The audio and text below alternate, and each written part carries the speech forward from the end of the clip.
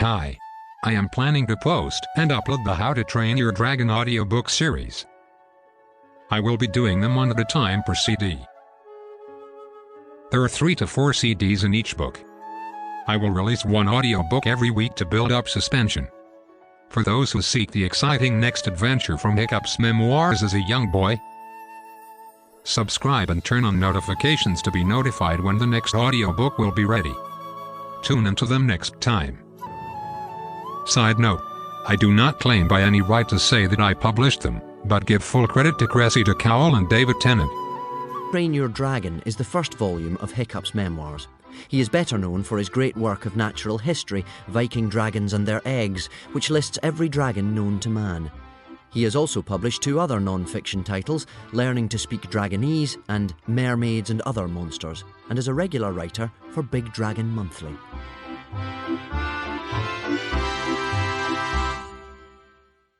A note from the translator. In the summer of 2002, a boy digging on a beach found a box that contained the following papers.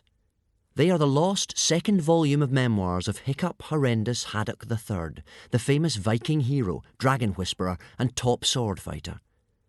They tell the story of how he acquired his famous sword, his first meeting with his arch-enemy, the Most High and murderous chief of the outcasts, and the terrible secret of the treasure of Grimbeard the Ghastly. 1. Sword fighting at sea. Beginners only. Thor was seriously annoyed. He had sent a mighty summer storm to claw up the seas around the bleak little Isle of Berk. A black wind was shrieking across the wild and angry ocean. Furious thunder boomed overhead. Lightning speared into the water. Only a madman would think it was the kind of weather for a pleasant sail. But amazingly, there was one ship being hurled violently from wave to wave, the hungry ocean chewing at her sides, hoping to tip her over and swallow the souls aboard and grind their bones into sand. The madman in charge of this ship was Gobber the Belch. Gobber ran the pirate training programme on the Isle of Berk, and this crazy voyage was, in fact, one of Gobber's lessons. Sword fighting at sea, beginners only. "OK, you drippy lot," yelled Gobber, a 6.5-foot hairy, muscle-bound lunatic, with a beard like a ferret having a fit and biceps the size of your head. "Put your backs into it for Thor's sake. You are not an ickle pretty jellyfish. Hiccup, you're rowing like an 8-year-old. The fat bit of the oar goes in the water. We haven't got all year to get there," etc., etc. Hiccup Horrendous Haddock III gritted his teeth as a big wave came screaming over the side and hit him full in the face. Hiccup is, in fact, the hero of this story, although you would never have guessed this to look at him. He was on the small side and had the sort of face that was almost entirely unmemorable. There were 12 other boys struggling with the oars of that ship, and practically all of them looked more like Viking heroes than Hiccup did. Wartyhog, for instance, was only 11, but he already had a fine crop of bubbling adolescent pimples and a personal odour problem. Dog's Breath could row as hard as anybody else with one hand while picking his nose with the other. Snotlout was a natural leader. Clueless had ear hair. Hiccup was just absolutely average. The kind of unremarkable, skinny, freckled boy who was easy to overlook in a crowd. Beneath the rowing benches, 13 dragons were huddled, one for each boy. The dragon belonging to Hiccup was much, much smaller than the others. His name was Toothless, an emerald green common or garden dragon with enormous eyes and a sulky expression. He was whining to Hiccup in dragonese. "These Vikings get crazy. Toothless got salt in his wings. Toothless sitting in a big cold puddle. Toothless hungry. Feed me." He tugged at Hiccup's trousers. "Toothless need their food now." Dragonese was the native tongue of the dragons. I have translated it into English for the benefit of those readers whose dragonese is a bit rusty. Hiccup was the only Viking who could understand this fascinating language. "I'm sorry, Toothless." Hiccup winced as the boat plunged maniacally downwards on the back of another monstrous wave. "But this is not a good moment." "Thor only knows," yelled Gobber, "how you useless lot got initiated into the tribe of the hairy hooligans. But you now face 4 tough years on the pirate training programme before you can truly call yourselves Vikings." "Oh, great," thought Hiccup gloomily. We will begin with the most important Viking skill of all, sword fighting at sea. Gobber grinned. The rules of pirate sword fighting are... There are no rules. In this lesson, biting, gouging, scratching and anything else particularly nasty all get you extra points. The first boy to call out "I submit" shall be the loser. Or we all drown, muttered Hiccup, whichever is the sooner. Now, shouted Gobber, I nominate the first boy as Dog's Breath the Durbrain. Who's gonna fight him? Dog's Breath the Durbrain grunted happily at the thought of spilling blood. Dog's Breath was a mindless thug of a boy, with hairy knuckles that practically grazed the ground as he walked, and mean little eyes, and a big ring in his flared nostrils made him look like a bristly boar with a bad character. Who shall fight Dog's Breath? Repeated Gobber the Belch.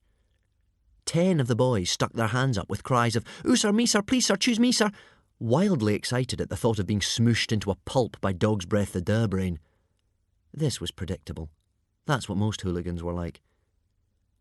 But what was more surprising was that Hiccup also leapt to his feet, shouting, I nominate myself, Hiccup Horrendous Haddock III.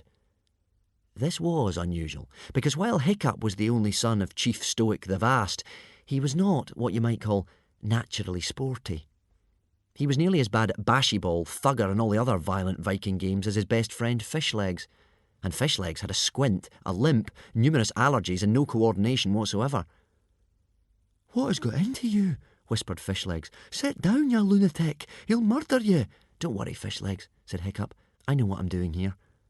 OK, Hiccup, boomed Gobber in surprise. Get up here, boy, and show us what you're made of.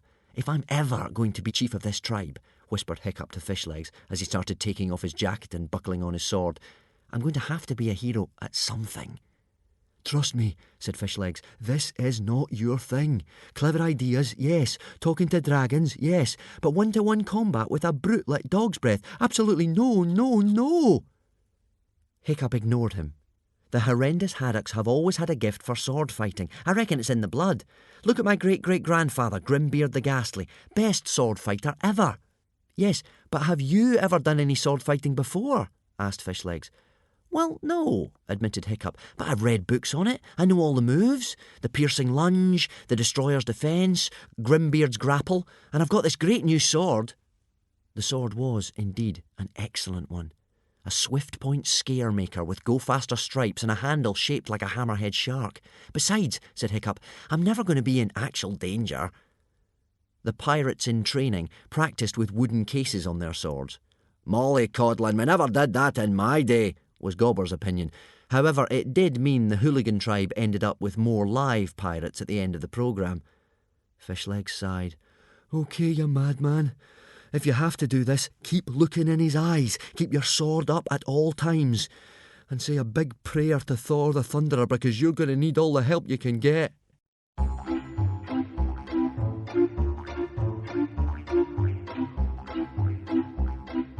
Two. The Fight with Dog's Breath the Durbrain.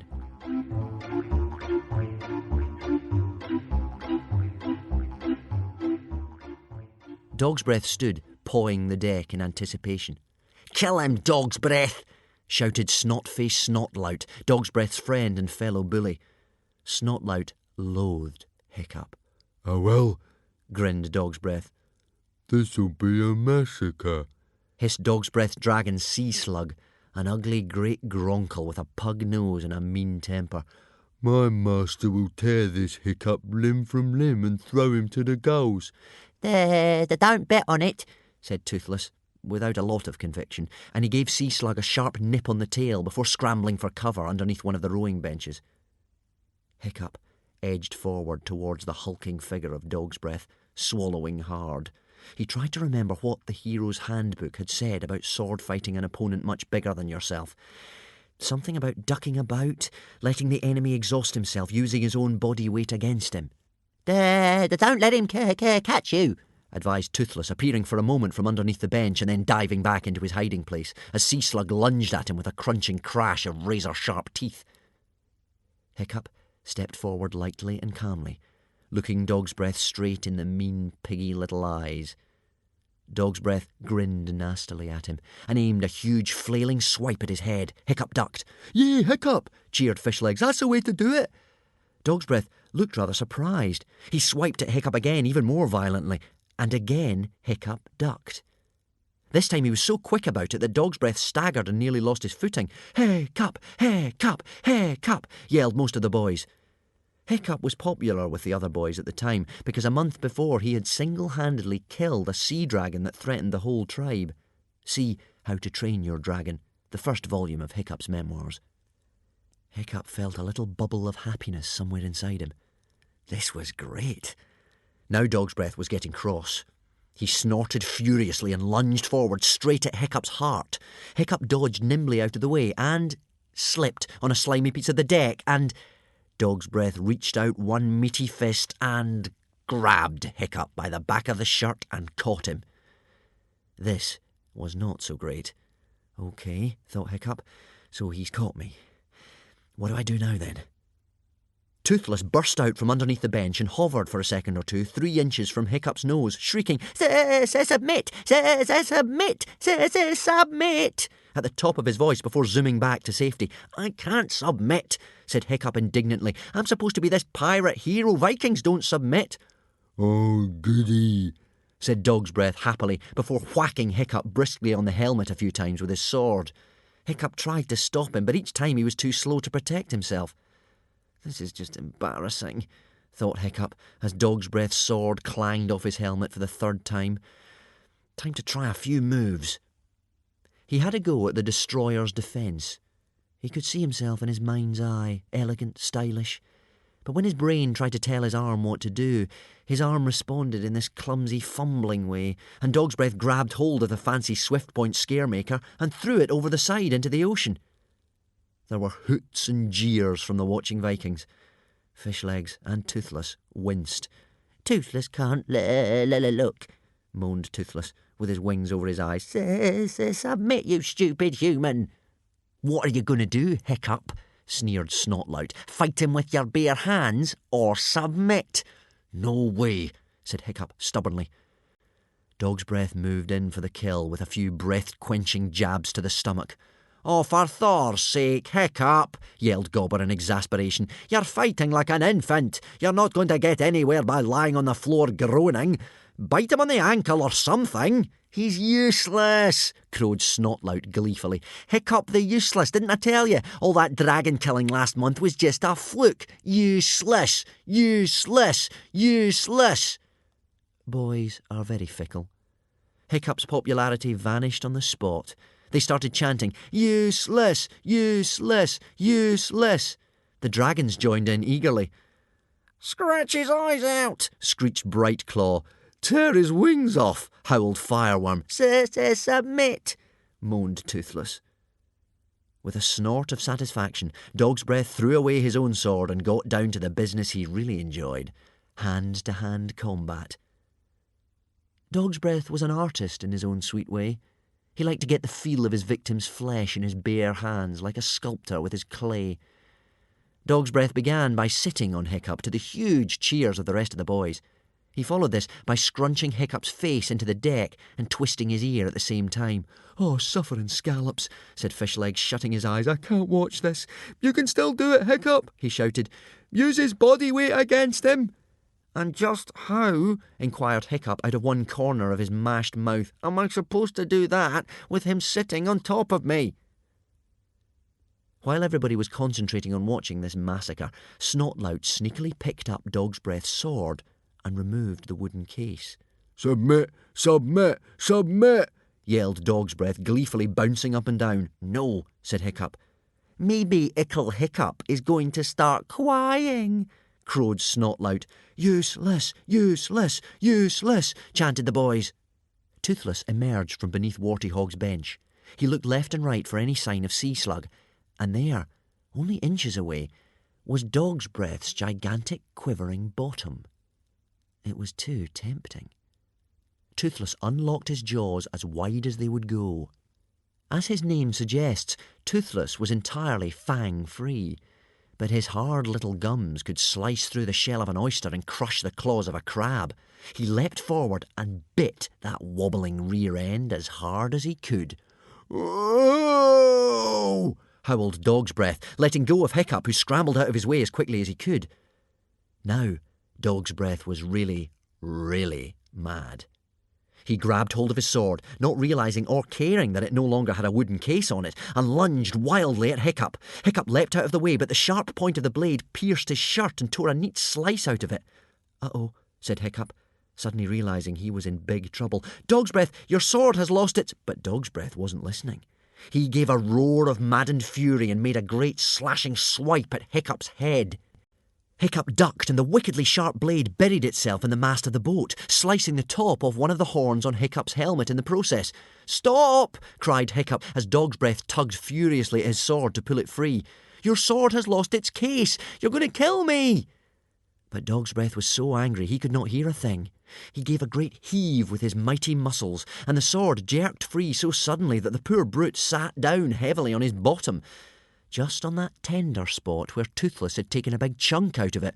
"No!" yelled Dog's Breath. "Ha ha ha ha!" laughed the boys. Dog's Breath staggered to his feet, as mad as a harpooned whale. He threw himself at Hiccup with great bellows of fury. Although Hiccup managed to avoid him again, this time he slipped over in the process.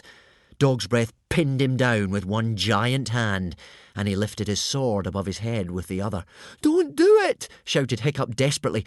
But Dog's Breath's eyes were full of the joys of battle, and he began to swing the blade down towards Hiccup's chest.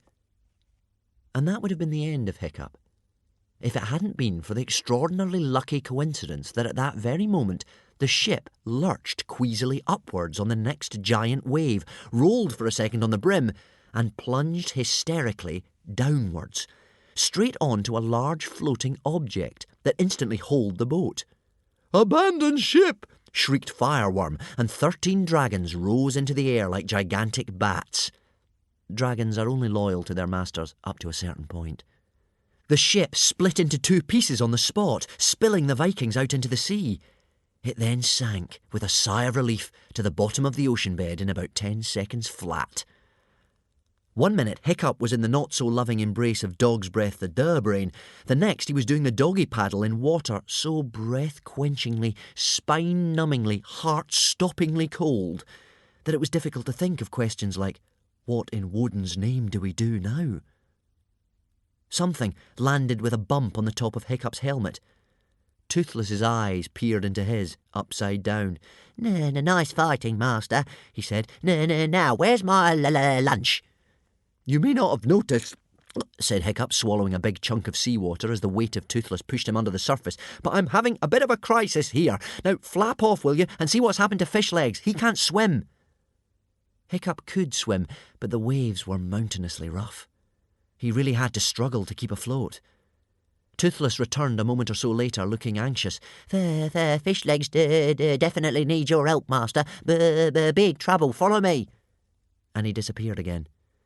Hiccup was just thinking, well, I don't know what in Valhalla he thinks I can do about it, when a miracle occurred.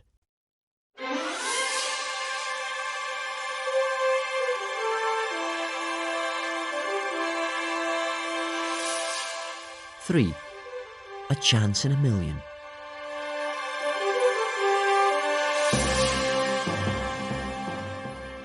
The object that had holed the boat, thereby saving Hiccup from death at the hands of Dog's Breath the Durbrain, was a large, heavy 6 foot by 3 foot box. It now floated up to within reaching distance of where Hiccup was treading water.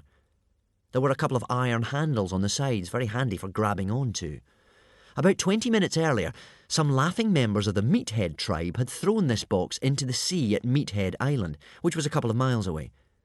The winds had carried it a considerable distance in that short time, and the chances of that particular box travelling all that way, and then in the middle of the whole wild and lonely ocean happening to hole the ship just in time to save Hiccup's life, must have been thousands, no, millions to one.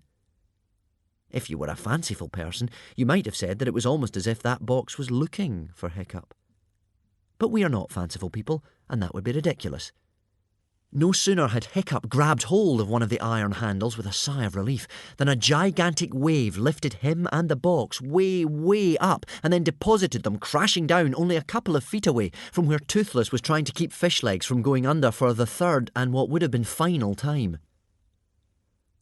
The dragon had a firm grip on the back of Fishleg's shirt, his wings were flapping furiously, and his little green face had turned bright red with the effort of trying to stop Fishlegs from sinking.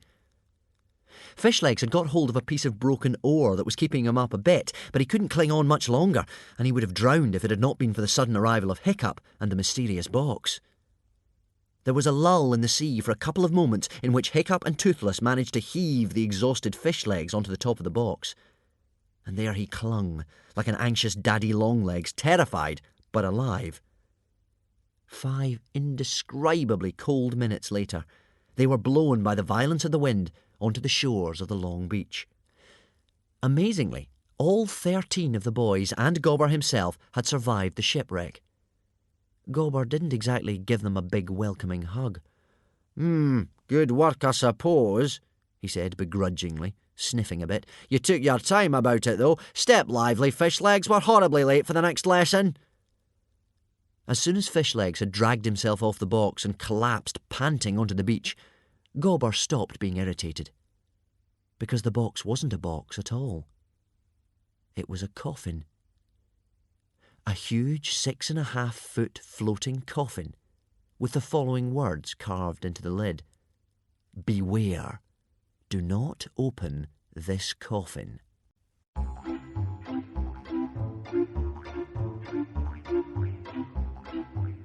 4. Whose coffin is this anyway?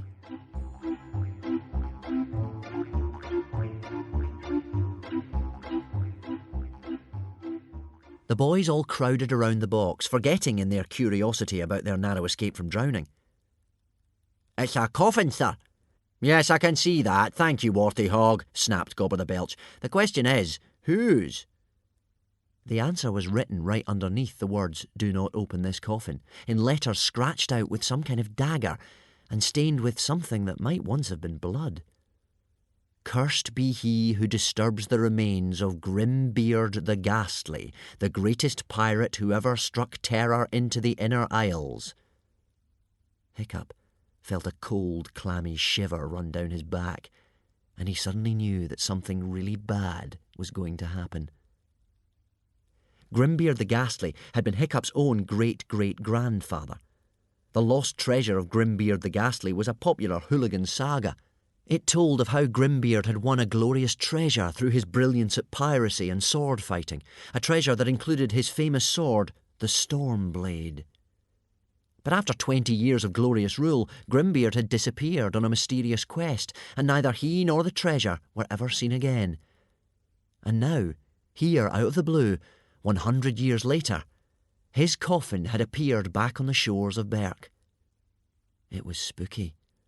Oh, chattered Warty Hog in excitement. Do you think there might be treasure in there, sir? Can we open it, sir? Please, sir, can we open it? All the other boys joined in the clamour, except for Hiccup. Hiccup knew that Grimbeard had been the ultimate in pirateness, the greediest, grisliest, goriest Viking who had ever sailed and slew and farted his way across the northern seas. Treasure or no treasure, if a man like Grimbeard the Ghastly was telling you not to mess with his coffin, it was Hiccup's personal opinion that you ought to listen. Even if he had been dead for 100 years. Particularly if he'd been dead for 100 years. Right, said Gobber, just as excited as everybody else. We're going to have to forget about the advanced rudery lesson. This is an important discovery, and I think we should take it straight to Stoic the Vast and the Council of Elders. Bear Hug, Sharp Knife, Warty Hog, Clueless, pick it up and carry it back to the hooligan village. The boys hauled the coffin onto their shoulders. Don't just hang about shivering, you lazy lugfish, Gobber bellowed crazily. This is pirate training, not a holiday with your mother on the mainland. Quick marcha! 1, 2, 1, 2, 1, 2. He set off at a brisk trot towards the hooligan village. The boys sighed and began to stumble after him. Snotlout and Dogsbreath the Durbrain sauntered over to Hiccup, who was sitting trying to catch his breath on a large rock, shivering violently. A shame that Dogsbreath was interrupted, sneered Snotlout. "Just when things were getting interesting, don't you think, Dog's Breath?" "Yeah," grinned Dog's Breath the Durbrain. "I reckon," said Snotlout thoughtfully to the remaining boys, "that Hiccup must be the most pathetic sword fighter I have ever seen. Don't you think, guys? I mean, face it, Hiccup, somebody who fights like a granny with a back problem is never going to be chief of this tribe." "Oh, and so who is going to be chief of the tribe if Hiccup isn't?" asked Fishlegs, still lying spread-eagled on the sand in the exact position where he'd fallen off the coffin. "Let me guess. You, I suppose." Snotlout flexed his muscles, making the skeleton tattooed on his right bicep grin smugly. "I am the obvious choice," he said. "I've got noble blood." Snotlout was Hiccup's cousin, the son of Baggybum the Beerbelly, the chief's younger brother. "Charisma, good looks." Snotlout stroked the rather unpleasant little straggly hairs on his upper lip that he was trying to grow into a moustache. "And I'm brilliant at absolutely everything." Unfortunately, this was true. Snotlout was a natural at mindless violence, superb at advanced rudery, and practically everything else. "Particularly sword fighting," said Snotlout, drawing his sword from its scabbard. The other boys gasped. "Wow!" breathed Speedyfist. "The latest double-sided extra-biting super sword! Curving inner edges, silver point finish. Where did you get that from, Snotlout?" "This is the flash cut," boasted Snotlout, swishing the beautiful sword around so that everybody could get a good look. "Makes that silly swift point scare maker that Dog's Breath lost for you look pretty weak, doesn't it, Hiccup? Let me show you how sword fighting should be done. This," sneered Snotlout, lunging athletically, "is a perfect pointer." Hiccup dodged. "And this is the Destroyer's defence." Snotlout gave an animal howl and brought the sword down over his head, stopping just before he cut Hiccup in half. "And that," jeered Snotlout, slashing the flash cut expertly from side to side and then leaping forward suddenly, the sword ending up just inches away from Hiccup's heart. "That is a Grimbeard's grapple. But I expect a loser like you, who couldn't even beat a 3-year-old in nappies, hasn't even heard of moves like that." Hiccup said nothing. "That, dear cousin," sneered Snotlout, "is how to sword fight." He put his sword back in its scabbard. "Yup," he said, very pleased with himself. "I'm a genius. I'm going to make the best chief this tribe has ever had." "It's just a shame," said Fishlegs, "that your brain isn't as big as one of your nostrils." Snotlout looked irritated for a second as all the other boys laughed. He grabbed Hiccup by the scruff of the neck and lifted him clear off the ground. "Amazing how the wooden case to that sword fell off, wasn't it?" He spat right into Hiccup's face. "You were lucky this time, but the question is, can you be lucky all the time? Think about it, loser. Come on, Dog's Breath, let's leave the girlies to get their beauty sleep." He dropped Hiccup, and as he went, he trod heavily and deliberately on one of Fishlegs' hands. "Whoops," laughed Snotlout. "Huh, huh, huh, huh," snorted Dog's Breath the Durbrain, and they jogged off. "If Snotlout is ever chief of this tribe, I'm emigrating," said Fishlegs, shaking his hand. "Are you all right, Fishlegs?" asked Hiccup with concern as he gazed down on Fishlegs, still lying flat on his back. "Perfect," croaked Fishlegs, coughing up a bit more seawater. "I do love an early morning swim. How about you?"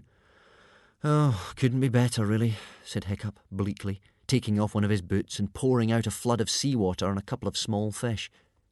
"My first day at pirate training, and I've already been humiliated by my pathetic sword fighting, beaten to a pulp, shipwrecked, and narrowly escaped death by drowning, and it's not even 10 o'clock yet." "Maybe it was the sword that was the problem," suggested Fishlegs, kindly but untruthfully. Hiccup brightened up. "You could be right," he said eagerly. "It felt a bit light in my hands. Perhaps I need something a bit chunkier, to get some weight behind my swing." He did a few imaginary lunges in the air. "That must be it, because I still have this feeling that sword fighting is going to be my thing,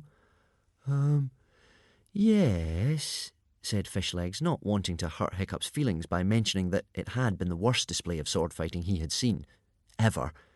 "And you need a lot more practice, don't you think?"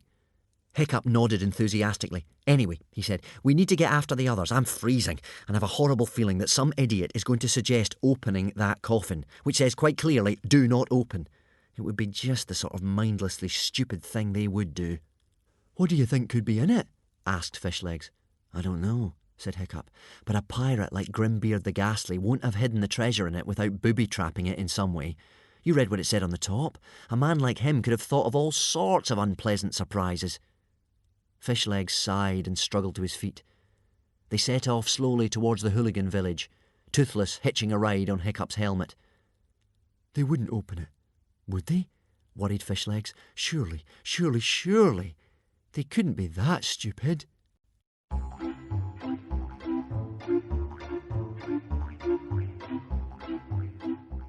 "5.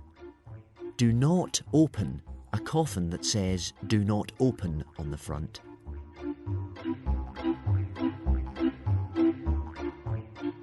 As soon as they got to the hooligan village, Hiccup and Fishlegs changed into dry-ish clothes. Berk was one of those damp places where clothes never really dried. They just became warm and wet, rather than cold and wet. They hurried as quickly as they could towards the Great Hall. By the time they got there, Stoic had called a big meeting of everybody, and the Great Hall was already packed to bursting with great hairy hooligans, jostling each other for a good view of the coffin, which had been placed on a table in front of the fire. Bit by bit, Hiccup and Fishlegs managed to wriggle their way through the crowd to the front. "Ah, Hiccup, there you are," said Hiccup's father, Stoic the Vast, absent-mindedly, as he consulted with the other elders in front of the coffin. Stoic was a terrifying, red-headed bull of a man, whose belly turned a corner a good foot or two before the rest of him. "Interesting find you've made here, my boy," said Stoic, ruffling his son's hair proudly. "The lost treasure of Grimbeard the Ghastly, eh?" "Yes, father, but," said Hiccup. "We're just about to open it," said Stoic. "But what I'm trying to say is," interrupted old Wrinkly, the cleverest and most ancient elder of the hooligan tribe, "it is written quite clearly on the top, 'Do not open this coffin. Cursed be he who disturbs the remains of Grimbeard the Ghastly, the greatest pirate who ever struck terror into the Inner Isles.' In my considerable experience, it is always a good idea not to open a coffin that says, 'Do not open' on the front." "I agree," said Hiccup nervously. "Grimbeard the Ghastly was a nasty piece of work. Anybody who opens that coffin could be in for a horrible shock." "Rubbish," scoffed Stoic the Vast. "A warning like that to put off grave robbers should not stay the hand of fearsome Vikings like ourselves. Shall we, who laugh in the face of death and spit in the eye of the great typhoon, quail at a simple curse to scare infants and old men?" Cries of "No" and "Not likely, governor." "All those in favour of opening up the box and seeing whether the lost treasure of Grimbeard the Ghastly is inside, say aye." "Aye!" bellowed out every member of the hooligan tribe, except for Fishlegs, old Wrinkly, and Hiccup. "Run for your lives!" yelped Toothless, and hid in Hiccup's shirt. Fishlegs edged backwards into the crowd. "Not a good idea, not a good idea, not a good idea," muttered Hiccup. He started backing away from the coffin as Stoic fiddled clumsily with the iron clasps. "Not a good idea, not a good idea, not a good idea," repeated Hiccup as Stoic slowly creaked up the coffin lid.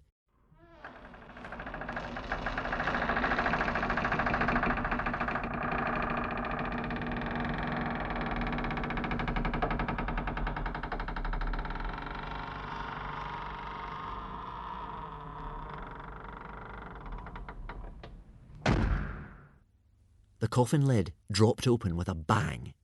Stoic jumped away to avoid being splashed by the seawater gushing out of it from all sides. Everybody else tried very hard not to look nervous. Stoic peered into the coffin. There was a bit of a pause. "Not pretty, was he?" sniffed Stoic the Vast, trying to show off how much he laughed in the face of death. "Oh, I don't know, sir," said Gobber the Belch, leaning in to look as well. "I think I can see a bit of a family resemblance." "I know what you mean," said Baggy Bum the Beer Belly, turning his head thoughtfully. "There's a look of Great Aunt Hefty Thighs." Hiccup forced himself to open his eyes. If he was ever going to be a pirate, he would have to get used to this sort of thing. He made himself peer over the edge and into the coffin. There, in a state of green and yellow decay, lay the corpse of Grimbeard the Ghastly. It wasn't so bad, really. The face was all slimy and drippy, but it wasn't crawling with maggots or anything disgusting. Rather peaceful, really, lying so still. And then Hiccup was sure he saw one of the paper-white fingers twitch slightly. He blinked and stared hard at it. Nothing for a second. And then, there it was again. A definite quivering. "The corpse," stuttered Hiccup. "It's moving." "Nonsense, boy," snapped Gobber the Belch. "How can he possibly move? He's dead, isn't he?" And he gave the corpse a prod with one fat forefinger. The corpse of Grimbeard the Ghastly snapped straight upright, propelled by some appalling force from within it, yellow eyes popping, dribbly green face contorted in a ghastly grimace. "Rawr!" gurgled the corpse of Grimbeard the Ghastly, straight into the face of Gobber the Belch. "Arrgh!" screeched Gobber the Belch, jumping quite 3 feet in the air with his hair and his beard sticking out in all directions with the shock of it. "Arrgh!" yelled the rest of the tribe. For while hooligans do indeed laugh in the face of death and spit in the eye of the great typhoon, they have a morbid fear of the supernatural. Stoic dived underneath the table, with his arms over his head in the vague belief that if he couldn't see it couldn't see him. Seawater poured out of the coffin. The corpse of Grimbeard the Ghastly made disgusting, choking noises. The veins on its popping yellow eyes stood out, its grey mouth quivered horribly. Only Old Wrinkly remained calm. "Don't panic," said Old Wrinkly. "This is not the corpse of Grimbeard the Ghastly." Hiccup had frozen in sheer terror, but he trusted Old Wrinkly, and he opened his eyes. Nobody else took any notice whatsoever. They went on panicking like crazy. "Woden preserve me from the terminally stupid," muttered Old Wrinkly under his breath, and he started yelling, as this was the only language the hooligans really understood. "Don't panic! This is not the corpse of Grimbeard the Ghastly!" As he yelled, he patted the corpse that wasn't a corpse hard on the back. Seawater spluttered out of it in all directions, gushing out of its nose and ears and mouth. It wasn't the corpse of Grimbeard the Ghastly. Now that it had recovered from its coughing fit, it was clearly a tall, good-looking man, very much alive, if a little green from the effect of the seawater. "So," said Stoic from under the table, "that is definitely not the corpse of Grimbeard the Ghastly." The corpse that wasn't a corpse shook its head. "Oh, no," it said faintly. "Definitely not. Easy mistake to make, but no, I'm not." And it slithered out of the coffin in a rush of seawater. It removed its helmet and, under the circumstances, performed a remarkably graceful bow. "The name is Alvin. Alvin the, poor but honest farmer." Alvin had quick, clever, laughing eyes. He had a long, elegant moustache, a little limp from the seawater. He smiled a charming, easygoing smile, although a fussy person might think that perhaps it had too many teeth in it. Alvin stepped gracefully forward to pat Hiccup on the head. "And who might you be then, sonny?" "Hiccup Horrendous Haddock the Third," stammered Hiccup. "Greetings," said Alvin, the poor but honest farmer. He stooped to peer under the table. "I presume from your air of natural authority that you must be the chief of this tribe?" "Stoic the Vast," replied Stoic. Alvin clapped a hand to his forehead. "Not the Stoic the Vast. Terror of the seas, most high ruler of the hooligans, oh, hear his name and tremble, ugh, ugh. By an extraordinary coincidence, you are the very man I have been searching for." Stoic crawled out from under the table, staggered to his feet, and puffed out his chest. "That's me," said Stoic the Vast, in much of his old hearty manner. "And may I ask, if you're not the corpse of Grimbeard the Ghastly, what in Woden's name were you doing in his coffin?" "What a remarkably bright question," replied Alvin enthusiastically. "And if I could just sit down in this comfortable-looking chair, it's been a long day." Of course," said Stoic, dusting off his throne. "I would be delighted to tell you my tale," said Alvin.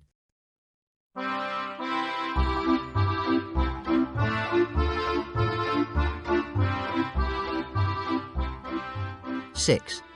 The Tale of Alvin the Poor but Honest Farmer."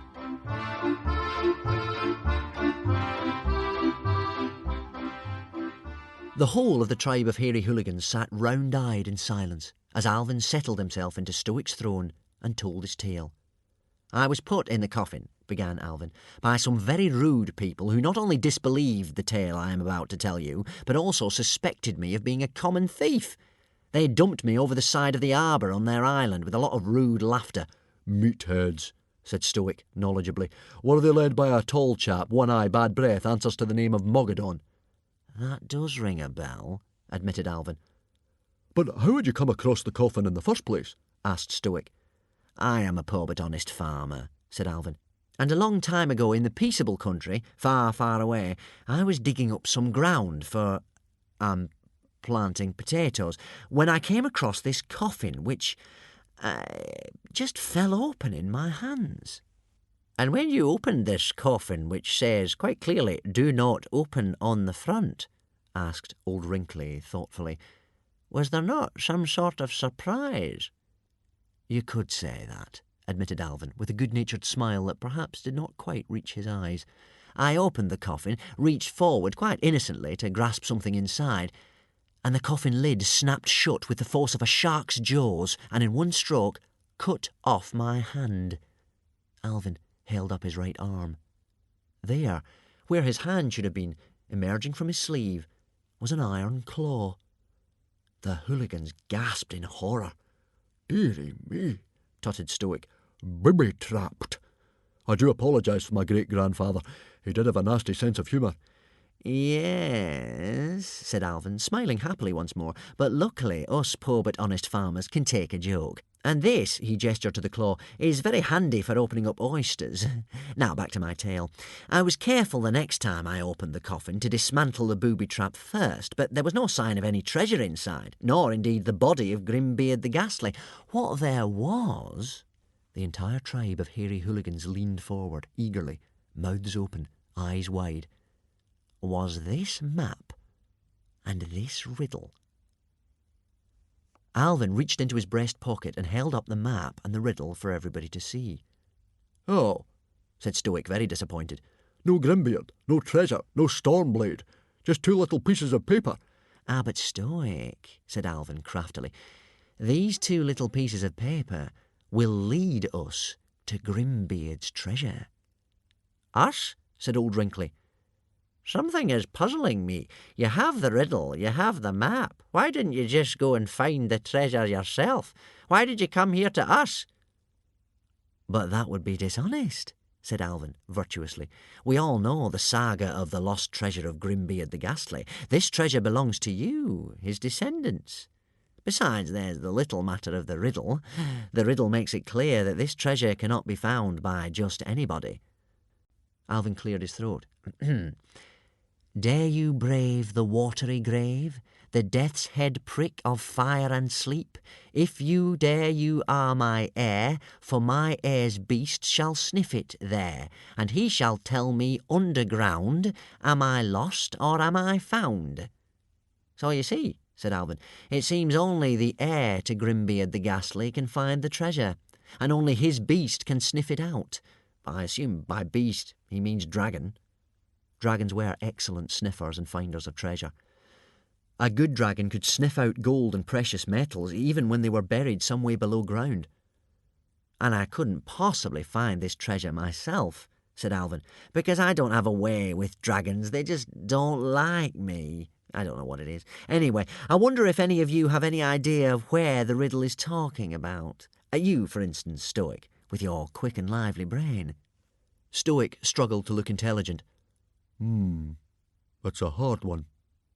Hiccup looked at the map. Don't you think the Death's Head might be talking about the Isle of Scullions, Father?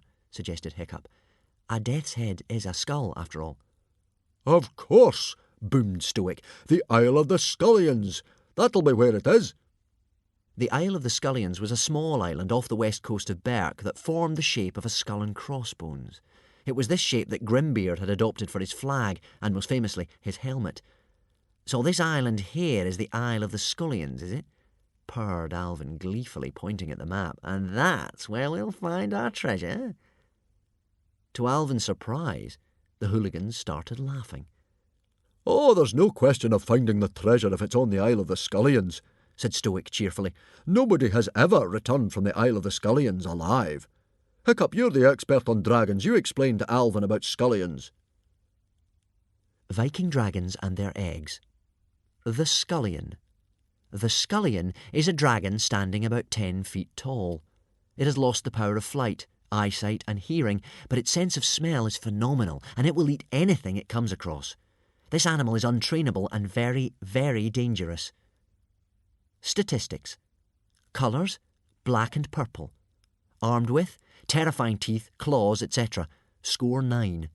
Radar, yes, also strong sense of smell. Score 7. Poison, none. Score 0. Hunting ability, you don't want to be the prey. Score 9. Speed, very, very fast. Score 9. Fear and fight factor, nasty, unprecedented savagery. But you do have a chance because they can't see or hear. Score 8 or 9. Total score, 42 or 43.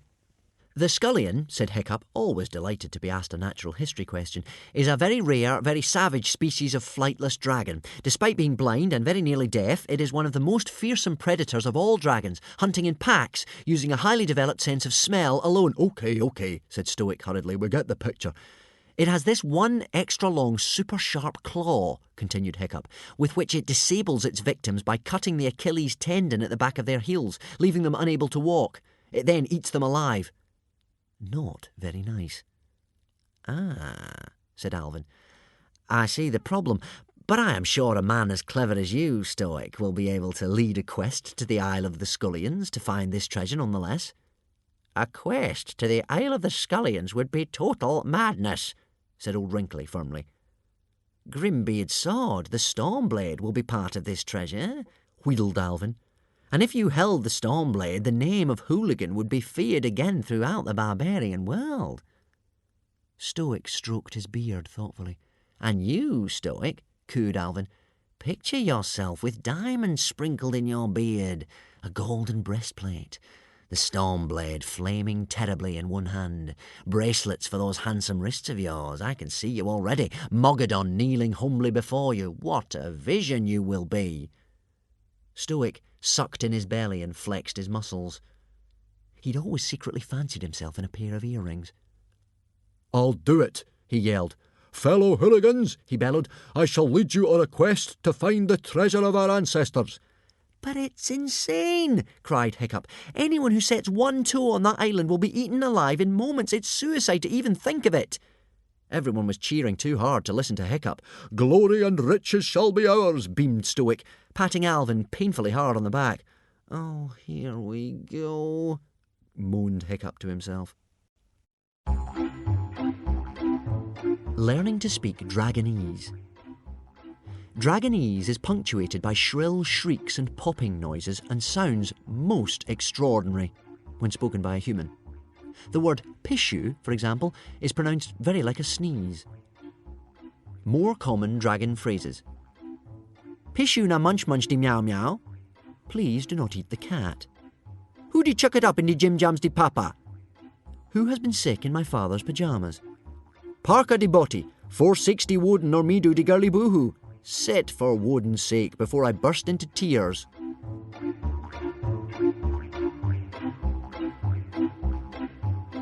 Seven. Practicing sword fighting and sniffing for treasure.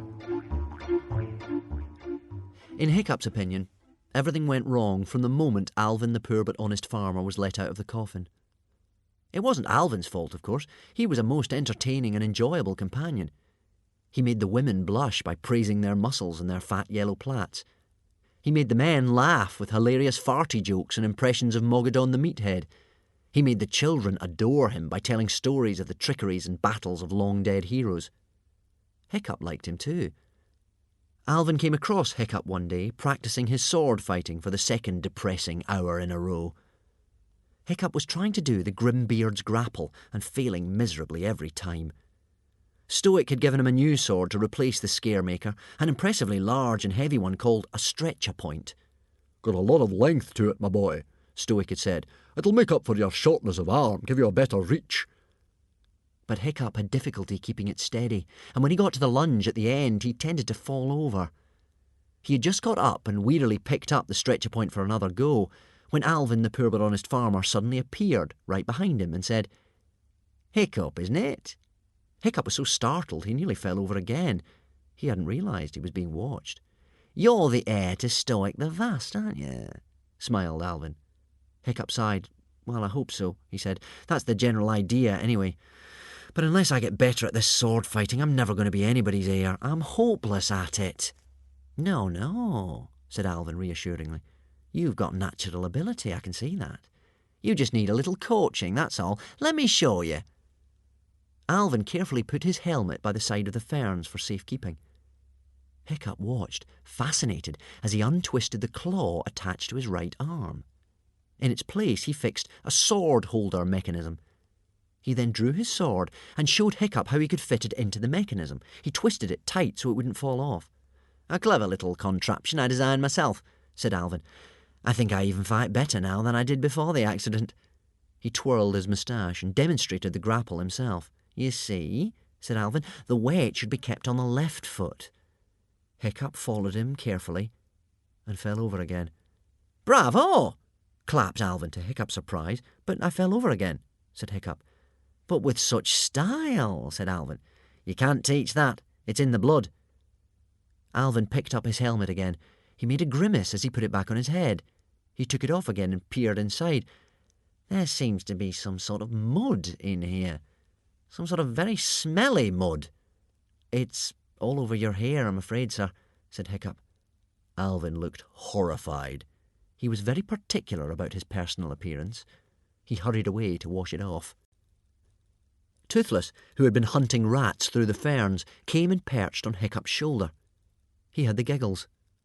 Eventually, when he got his breath back, he choked out, "Pooed in his helmet." "Toothless," scolded Hiccup, "that's revolting and unkind. Why did you poo in poor Alvin's helmet?" He's a bad man," replied Toothless. "Who, Alvin the poor but honest farmer?" asked Hiccup in surprise. "Don't be so prejudiced, Toothless. Just because he's not from round these parts doesn't make him a bad man." Suit yourself," shrugged Toothless, checking out his wings for dragon fleas. "Toothless thinks he's an outcast." Hiccup started nervously. Outcasts were Vikings who were so vicious, so terrible and sneaking and burglarious that they had been cast out of regular Viking society and had formed an extraordinarily ferocious tribe of their own. It was even rumoured that some outcasts ate their enemies. "Oh, come on," protested Hiccup. "He doesn't look anything like an outcast." Yeah, you ever seen one?" asked Toothless. "Well, no," admitted Hiccup, "and neither have you. And you haven't a shred of evidence. Let's go and get some lunch and forget this rubbish." That conversation sowed a little seed of doubt in Hiccup's mind. He was already feeling uneasy because he knew that he and all the other boys were going to have to join in this suicidal quest to the Isle of the Scullions, which would set out just as soon as Stoic and Alvin had worked out a plan to avoid the tiny problem of everybody being eaten alive the moment they landed on the island. And he knew that he, Hiccup, as the heir to the hairy hooligans, was supposed to be the one to find the treasure. So when he wasn't doing his sword fighting or being shouted at by Gobber on the training programme, he was bustling Toothless out of the door to practice sniffing for treasure. The first morning was typical. Fishlegs turned up with his dragon Horror Cow, and they stood watching in polite astonishment as Hiccup went through the elaborate game of getting Toothless out of the front door. Firstly, Hiccup went through the house shouting Toothless's name. No answer. Next, Hiccup stole a mackerel from the larder. "Oh, Toothless," he sang, craftily waving the fishy stench around a bit to get Toothless's interest. "I've got a lovely piece of mackerel for you." A very muffled but thoughtful voice replied, Toothless sick. Toothless can't come out because he's very, very sick." "Then you won't want this mackerel then," sang Hiccup. Another pause. "Mackerel good for the sick. Have mackerel, but no go out." Hiccup had worked out where the voice was coming from. He peered up the chimney, and there was Toothless, hanging upside down in a cloud of smoke. "No, Toothless," said Hiccup in his firmest voice. "You have the mackerel, you have to go out. That's the deal, and you have to promise." "OK, then," said Toothless, flapping out of the chimney. "Toothless promise." Hiccup held out the mackerel. With a shriek of Toothless crossed his claws, Toothless grabbed the fish, pushed Hiccup heavily in the chest, and disappeared at high speed into the other room, leaving Hiccup to topple over into the fireplace in a cloud of ash. It didn't take long for Hiccup to find him again. A telltale drift of bluey-grey smoke was curling out from the end of Stoic's bed. Hiccup tiptoed up and dragged him out from under the bedclothes. With a squawk of outrage, Toothless grabbed hold of one of the bed knobs in his powerful jaws. Hiccup got him by the tail and pulled. "Come on, Toothless," said Hiccup. "Time for sniffing practice." He tickled Toothless under one wing. Toothless wriggled a bit, going red in the face. Hiccup tickled him under the other. Toothless let go, giggling, and there was a short kerfuffle in which Toothless bit Hiccup several times before Hiccup finally got him under control, tucking him under one arm and holding his mouth shut with the other. "Now," said Hiccup, "you know we have to practice the sniffing. You want us to find the treasure, don't you? Not Fireworm or Sea Slug. You want us to show everybody what amazing sniffers Toothless Daydreams really are, don't you?" Toothless nodded, still with Hiccup holding his mouth shut. "Well then," said Hiccup, "we have to practice. Promise you won't bite me any more, and no claw crossing." As soon as Hiccup had removed his fingers, Toothless went all limp and floppy. "Toothless so weak. Can't sniff when he's so weak," he moaned pathetically. "Right," said Hiccup. "You can have the other half of the mackerel if you behave from now on." "OK then," grumbled Toothless, shaking his wings. "Toothless Daydreams such good sniffers they don't have to practice, but OK." Hiccup and Fishlegs scraped the disgusting mess of the rest of the mackerel from the bottom of Stoic's bed. Stoic was not going to be pleased, and fed it to Toothless, as well as a small haddock pie and 3 or 4 oysters. "He won't be able to fly at this rate," said Fishlegs. They set off into the hills and bogs of Berk, Toothless whining the whole way. Carry me, my wings ache. Are we nearly there yet?"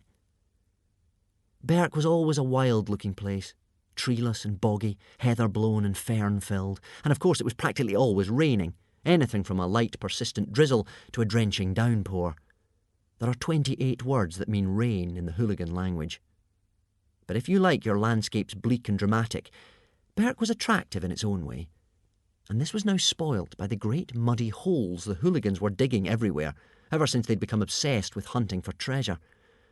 What with avoiding the holes and wading through waist-high gorse and bracken, it took the boys an hour or so even to get up into the hills to practice. And by the time they got there, Horror Cow had fallen into such a deep sleep on Fishlegs' shoulder it was impossible to wake her. Hiccup brought out an old gold bracelet of his mother's for Toothless to sniff. "That's the smell you're looking for," he said. No problem," said Toothless. "Easy peasy." After 2 hot and breathless hours of running around after Toothless and digging where he said he could sniff something, the boys surveyed what they had found. 1 turnip, 3 rabbits, couldn't catch them, 1 small broken spoon. That's it, really. Hiccup shook his head mournfully. "It's not good, is it?" "Not good? Not good?" exclaimed a jeering voice behind them. "It's pathetic, that's what it is." Hiccup turned round, and there was Snotlout, laughing so hard Dog's Breath had to hold him upright. "I mean, a vegetable and a piece of cutlery?" Snotlout wiped the tears from his eyes. "It's just so brilliantly useless." "Do you really think," tittered Snotlout once he'd recovered somewhat, "that microscopic amoeba," Snotlout pointed at Toothless, "is going to lead you to treasure? He couldn't sniff his way to his own bottom." Toothless bristled angrily. "But then he's just a mongrel, common or garden," scoffed Snotlout. "Toothless not, repeat, not a common or garden dragon," howled Toothless. "Toothless very rare breed called a Toothless Daydream." "Now Fireworm here is a monstrous nightmare, one of your pure hunting greenbloods. Look what a real hunting dragon can find if she puts her nose to it." Snotlout reached into a bag slung around his waist and drew out a large silver plate, a dagger with ancient runes winding around the handle, and a couple of pretty bead necklaces. "And that's only an afternoon's work," said Snotlout. Fireworm purred with pleasure. She shrugged her beautiful, shining, blood-red shoulders. "To the nose of an aristocrat like myself," she hissed, "the thing was reeking like a week-old haddock." "Naturally," said Toothless. "If you have a nose this is the size of an elephant seal, it makes life easy for you." Fireworm's nostrils flared furiously. "I have a beautifully proportioned nose," she snapped. "Now, Fireworm," chided Snotlout, who didn't understand Dragonese but knew they were trading insults. "Don't let the peasants upset you. Just think of when we get to the Isle of the Scullions and you sniff out the treasure and everybody will know that I am the true heir to the hairy hooligans. Nice thought, isn't it, Useless?" Snotlout leant forward, and with the edge of the plate he was holding, pushed Hiccup very gently backwards until he overbalanced into the mud. "Ha, ha, ha," snorted Snotlout in dog's breath, and they sauntered off. It was very depressing. All in all, ever since Alvin arrived, Hiccup had been walking around with a sick feeling in his stomach and a prickle of fear crawling spiderishly down the back of his neck. It wasn't just the thought of the quest to the Isle of the Scullions, although he was already having nightmares about being ripped to pieces by panther-like creatures with teeth like broken glass. It was this feeling that there was something evil, something poisonous, lurking on the Isle of Berk, and that something really terrible was going to happen sometime soon.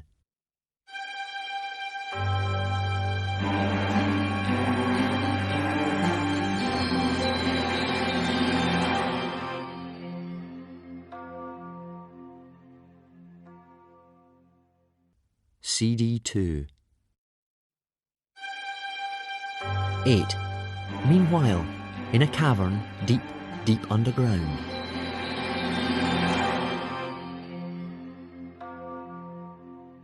Meanwhile, in a cavern deep, deep underground, a small, deadly nadder was crying for its mother.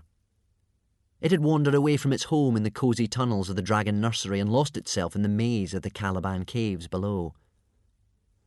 Gradually, as it flapped frantically down wrong turning after wrong turning, the happy hissings and squawkings of its fellow dragons had grown fainter and fainter. For the last hour it had heard only the unhappy echoes of itself as it crept deeper and deeper into the blackness. What is more, it had the bad luck to stumble into a cavern inhabited by a gigantic creature who was guarding something precious. This was a far larger and scarier killing machine than a mere scullion. It was at least 100 years old, and living for a century in such gloomy depths had done very little for its soul or its brain. It was lonely and bitter, and had a longing for the light which it had never seen. But most of all, it was permanently hungry. The little nadder cried for its mother again and hopped a bit farther forward. A singularly unattractive, sludgy tentacle curled its way around the small dragon and lifted it into the air. The creature did something to the nadder to kill it, something most unpleasant, and the poor little animal let out a last shriek of absolute terror. And then all was silence. 9. The advanced rudery lesson is interrupted.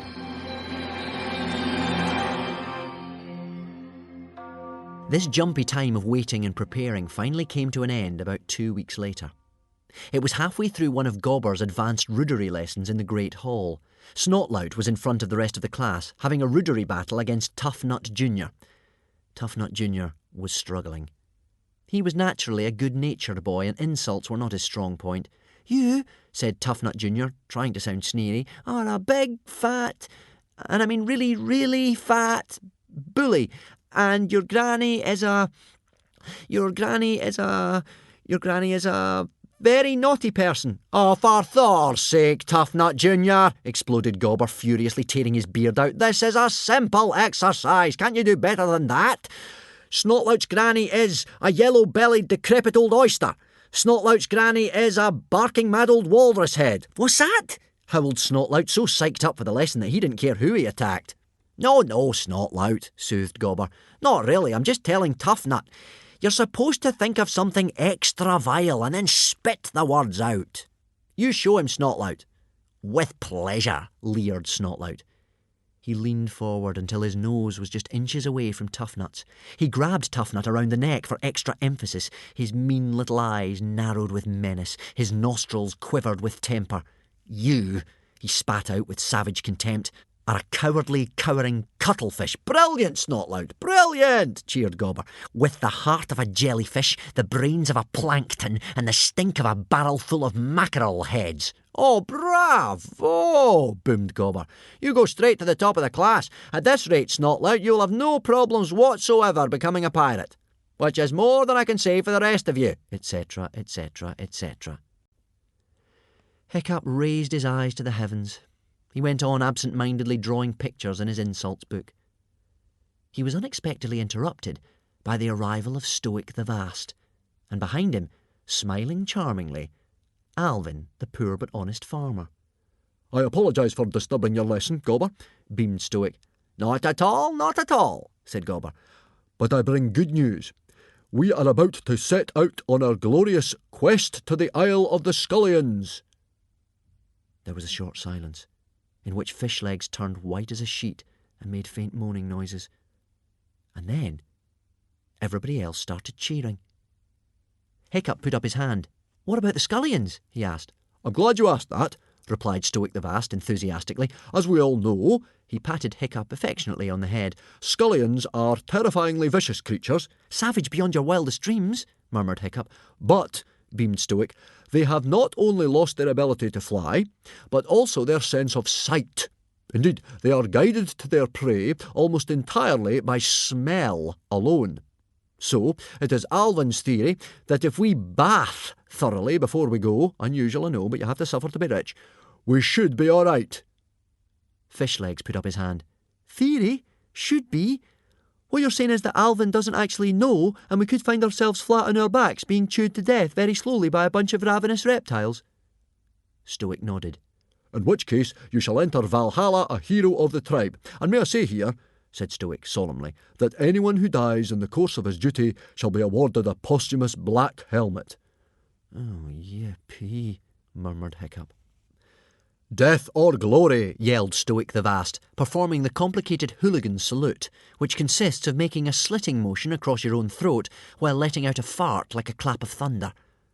Death or glory, shouted Gobber the Belch, and 11 of the trainees shouted fanatically, Death or glory, and made the salute back at him. Oh, not this again, groaned Hiccup and Fishlegs to themselves.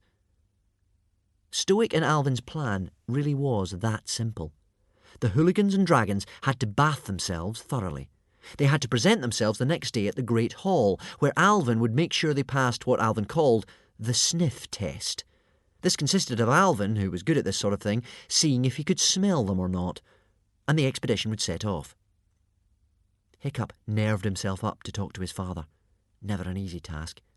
Father, said Hiccup to Stoic after he had bathed himself and Toothless very thoroughly indeed. Replied Stoic absent-mindedly. He was attempting to dry off his own dragon Newt's Breath in front of the fire. Newt's Breath was an acne-covered sludge-green gronkel the size of a small lion. He loathed water. It had taken Stoic 40 minutes to catch him and dump him in the tub. Now he made a furious lunge at Stoic, grabbing his left forearm between his massive jaws. Stoic laughed merrily and gave him a sharp whack on the nose with a scrubbing brush. Now, Newt's Breath, chided Stoic. Don't be grumpy. I'm worried, continued Hiccup, that we may be setting out on the wrong quest. Do you really think we should be looking for treasure? We're quite happy and peaceful enough without all that money. Stoic ruffled Hiccup's hair affectionately. Don't you see, said Stoic excitedly, you're going to be the one to find this treasure. That's what the riddle said. Only the true heir can find it. It has troubled me for some time that Baggybum and Snotlout might have their eyes on your throne. When you find the treasure, it will silence them forever. I'm doing this as much for you as for the gold and the glory, although I do see myself in a pair of fancy earrings, I must admit. But what if I don't find the treasure? Asked Hiccup. But Stoic wasn't listening. He had stomped off to get ready. Oh, bother, said Hiccup.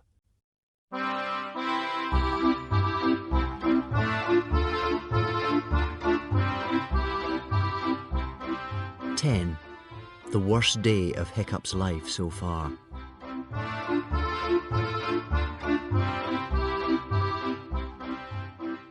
At dawn on the day of the quest, Hiccup got dressed very reluctantly indeed. He buckled on the sword his father had given him, hoping that it wouldn't get in the way too much. He slung a spade and a sling across his back, where he normally might have carried a bow and arrow. He was so nervous he couldn't eat his porridge. He finally managed to drag Toothless out of bed and set off towards Hooligan Harbour, where everybody was meeting. Toothless sat on his shoulder, angrily rubbing sleep out of his eyes with one wing. Toothless don't want to go on quest, he complained. He's stupid, he's silly, he's dangerous.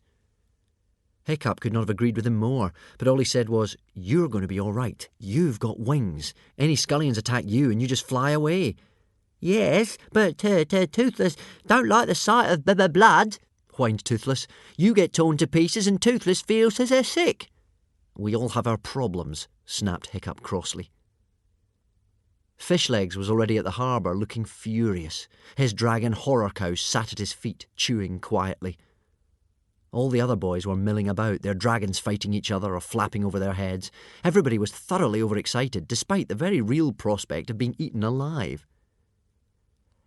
"Who do you reckon would win if a scullion was to fight a bloody crocodile in one-to-one combat?" chatted Wartyhog. "Oh, the scullion would win every time," replied Clueless. "No question. My father says the scullion is one of the most vicious creatures on the planet. Just whip out that famous extra long claw and swipe. It'd be good night, Crocodile." "Ah," said Wartyhog craftily, "but what if the scullion had one paw tied behind its back? Who would win then?" "Idiots," fumed Fishlegs. "Idiots! I'm surrounded by people with seaweed for brains." Other than the boys, there were about 50 adult pirates in the scullion landing party, all of Stoic's biggest and finest warriors. Alvin was cracking jokes, giving out hearty handshakes and patting everybody on the back. Stoic the Vast was delighted to be setting off on a military operation and marched about yelling orders. "Right, everybody, once we've landed, we split up into groups of 2. We fan out across the island and we get our dragons to sniff for the treasure. Notice you have all been supplied with a whistle. Gobber, could you demonstrate?" Gobber blew a sharp blast on the whistle. "Once you hear that noise, you will realise that somebody has found the treasure. Make your way towards the sound as quickly as possible so we can all help to carry it back to the ship. Remember, the dragons will be sleeping during the day and it does not matter how much noise you make because the scullion is stone deaf. However, do try not to step on one and don't forget that their sense of smell is very acute indeed. So, once you land on the island, there will be absolutely no farting whatsoever. Is that understood?" The warriors nodded solemnly. "Righto then," said Stoic. "Death or glory!" "Death or glory!" yelled everybody.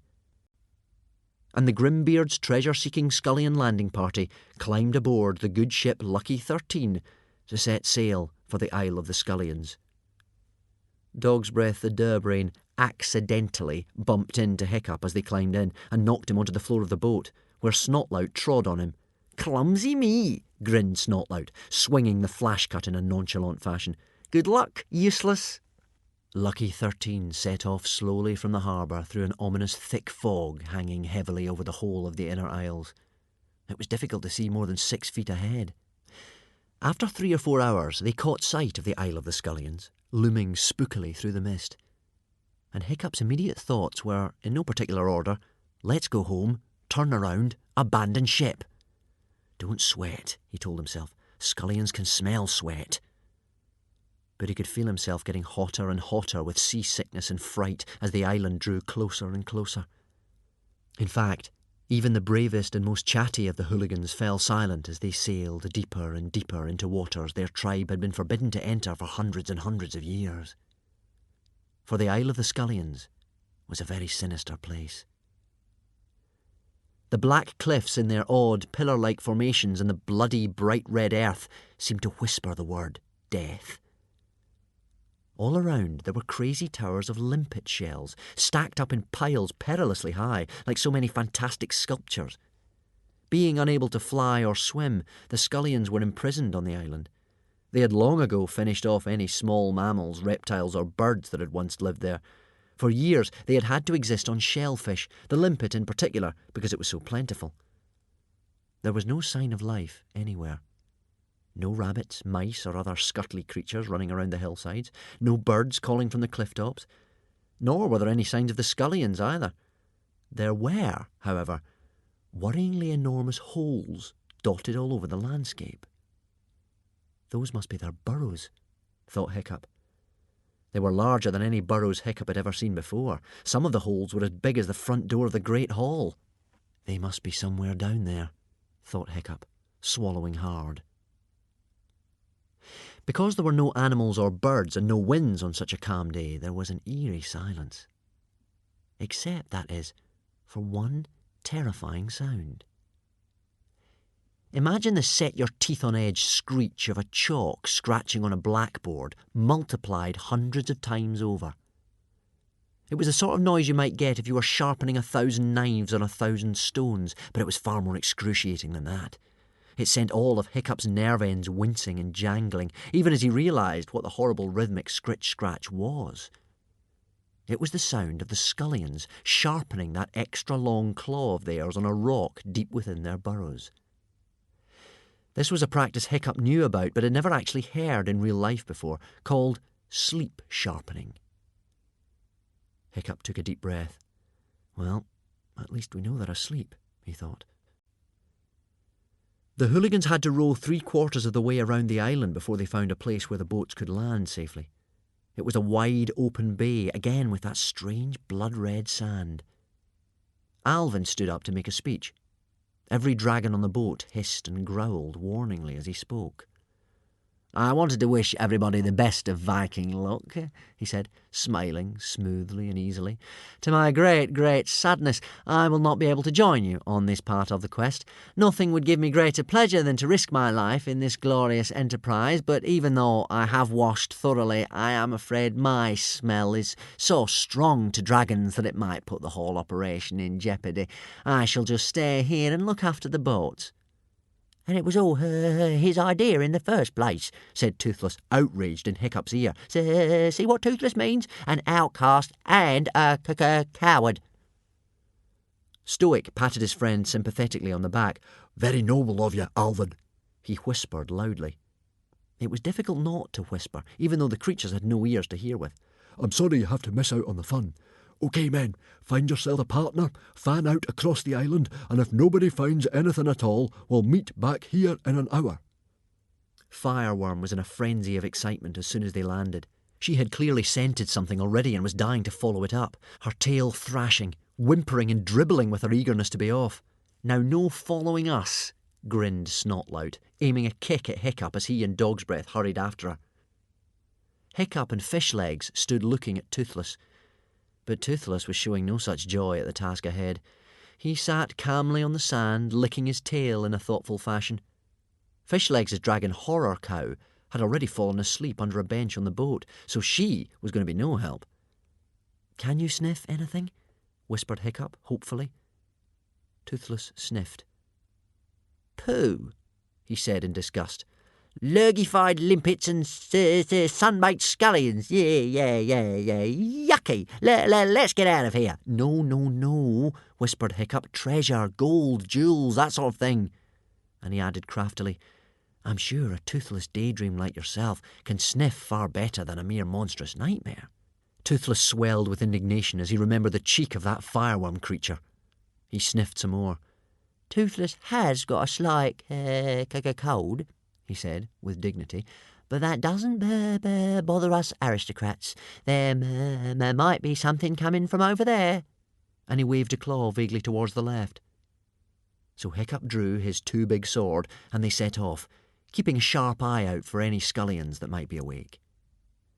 They waded through waist-high ferns and endless heather, much as they might have done on Berk.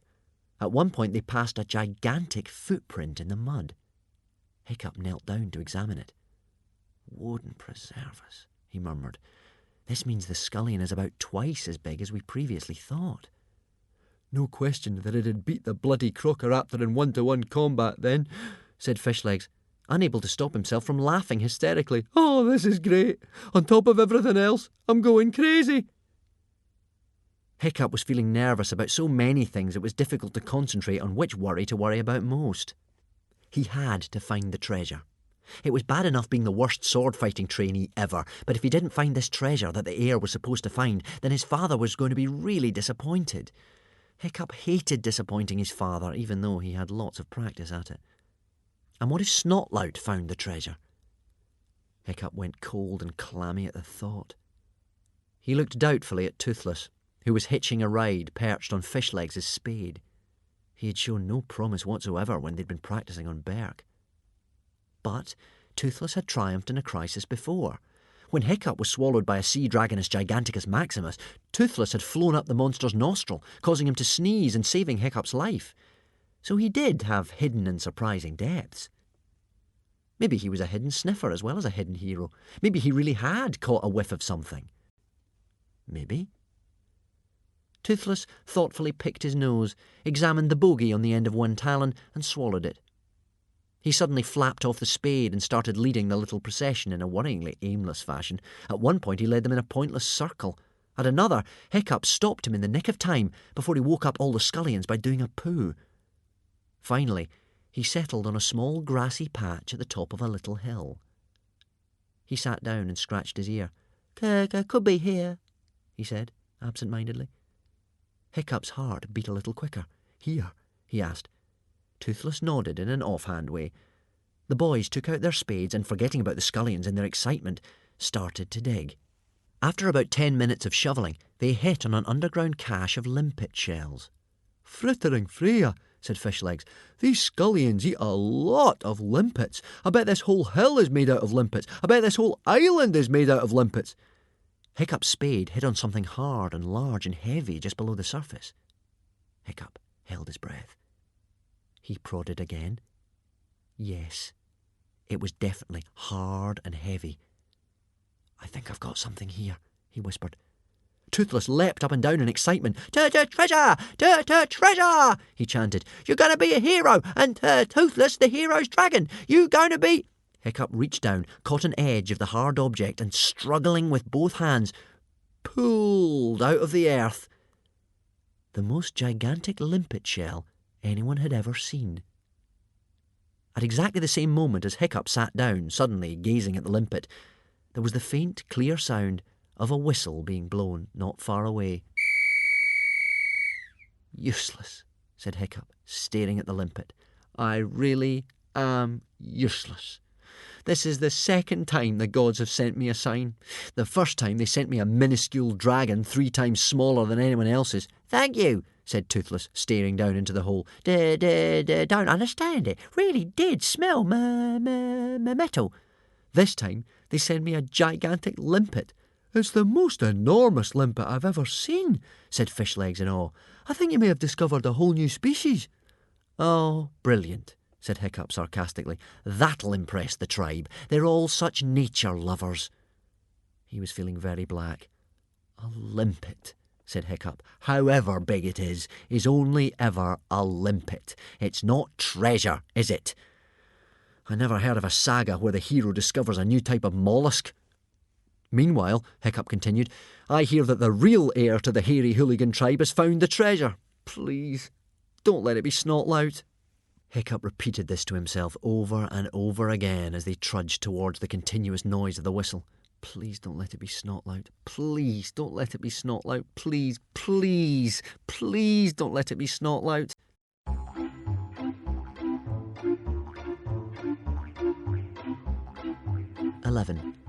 The Treasure of Grimbeard the Ghastly.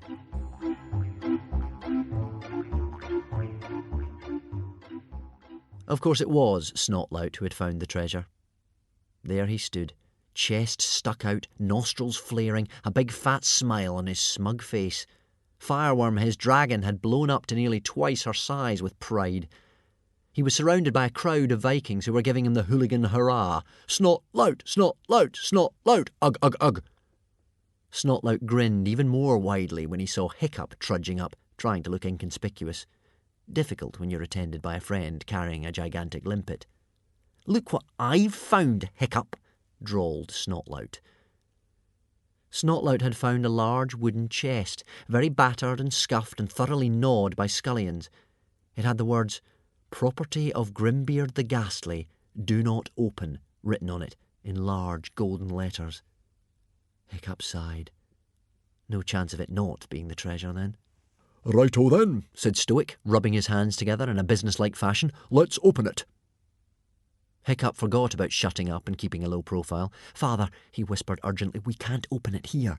Look, it says 'do not open' on the front. Remember what happened last time?" "Nonsense!" bellowed Stoic, who had never been more disappointed by his son. Why hadn't he found the treasure? What was his odd-looking friend doing carrying that ridiculously large shell? Now Baggybum was going to start suggesting that Snotlout was the rightful heir to the tribe, and then Stoic would have to shut him up by fighting him, and it was all Hiccup's fault. "Of course we open it now. What's the point of looking for treasure if you can't open the box when you find it?" "Please," pleaded Hiccup. "You don't think a cunning old pirate like Grimbeard the Ghastly is going to leave a box lying around without there being some sort of trick to it? It'll be booby-trapped. Look what happened when Alvin opened the coffin in the first place. It chopped off his hand. And then when we opened it later, everybody nearly died of fright." Stoic finally lost his temper with his son. "Who is in charge here anyway?" he roared. "I am the chief of the hairy hooligans, not you, you small boy." Hiccup flinched. "Those were coincidences, not booby traps. And I am not going to lug a great heavy box like this one all the way home only to find it's full of stones." Stoic's eyes were already bright with a strange, greedy light that Hiccup had never seen before. "Good point, Chief," said Gobber the Belch. "May I?" Gobber swung his axe way over his head and brought it down on the chains wrapped around the box, snapping them in two. "Snotlout should open it, as he found it," said Baggybum the Beerbelly. Stoic sighed. "OK then," he said.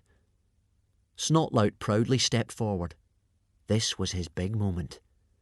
He shot a nasty look at Hiccup. "Not a good idea. Not a good idea. Not a good idea," said Hiccup and Fishlegs to themselves as Snotlout reached out tattooed, muscly arms towards the box. "Not a good idea. Not a good idea. Not a good idea," said Toothless, closing his eyes as Snotlout slowly lifted up the lid.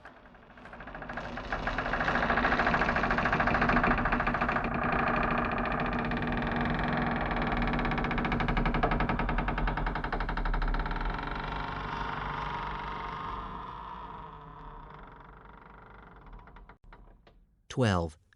Escape from the Isle of the Scullions." The chest was not full of stones. It was full to the brim with a gorgeous treasure. Strings of jewels, golden cups, objects more dazzlingly bright than anything the hooligans had ever seen before. "Is it safe to look now?" asked Toothless, still with his eyes shut. Hiccup opened his eyes. "I think so," he said, uncertainly.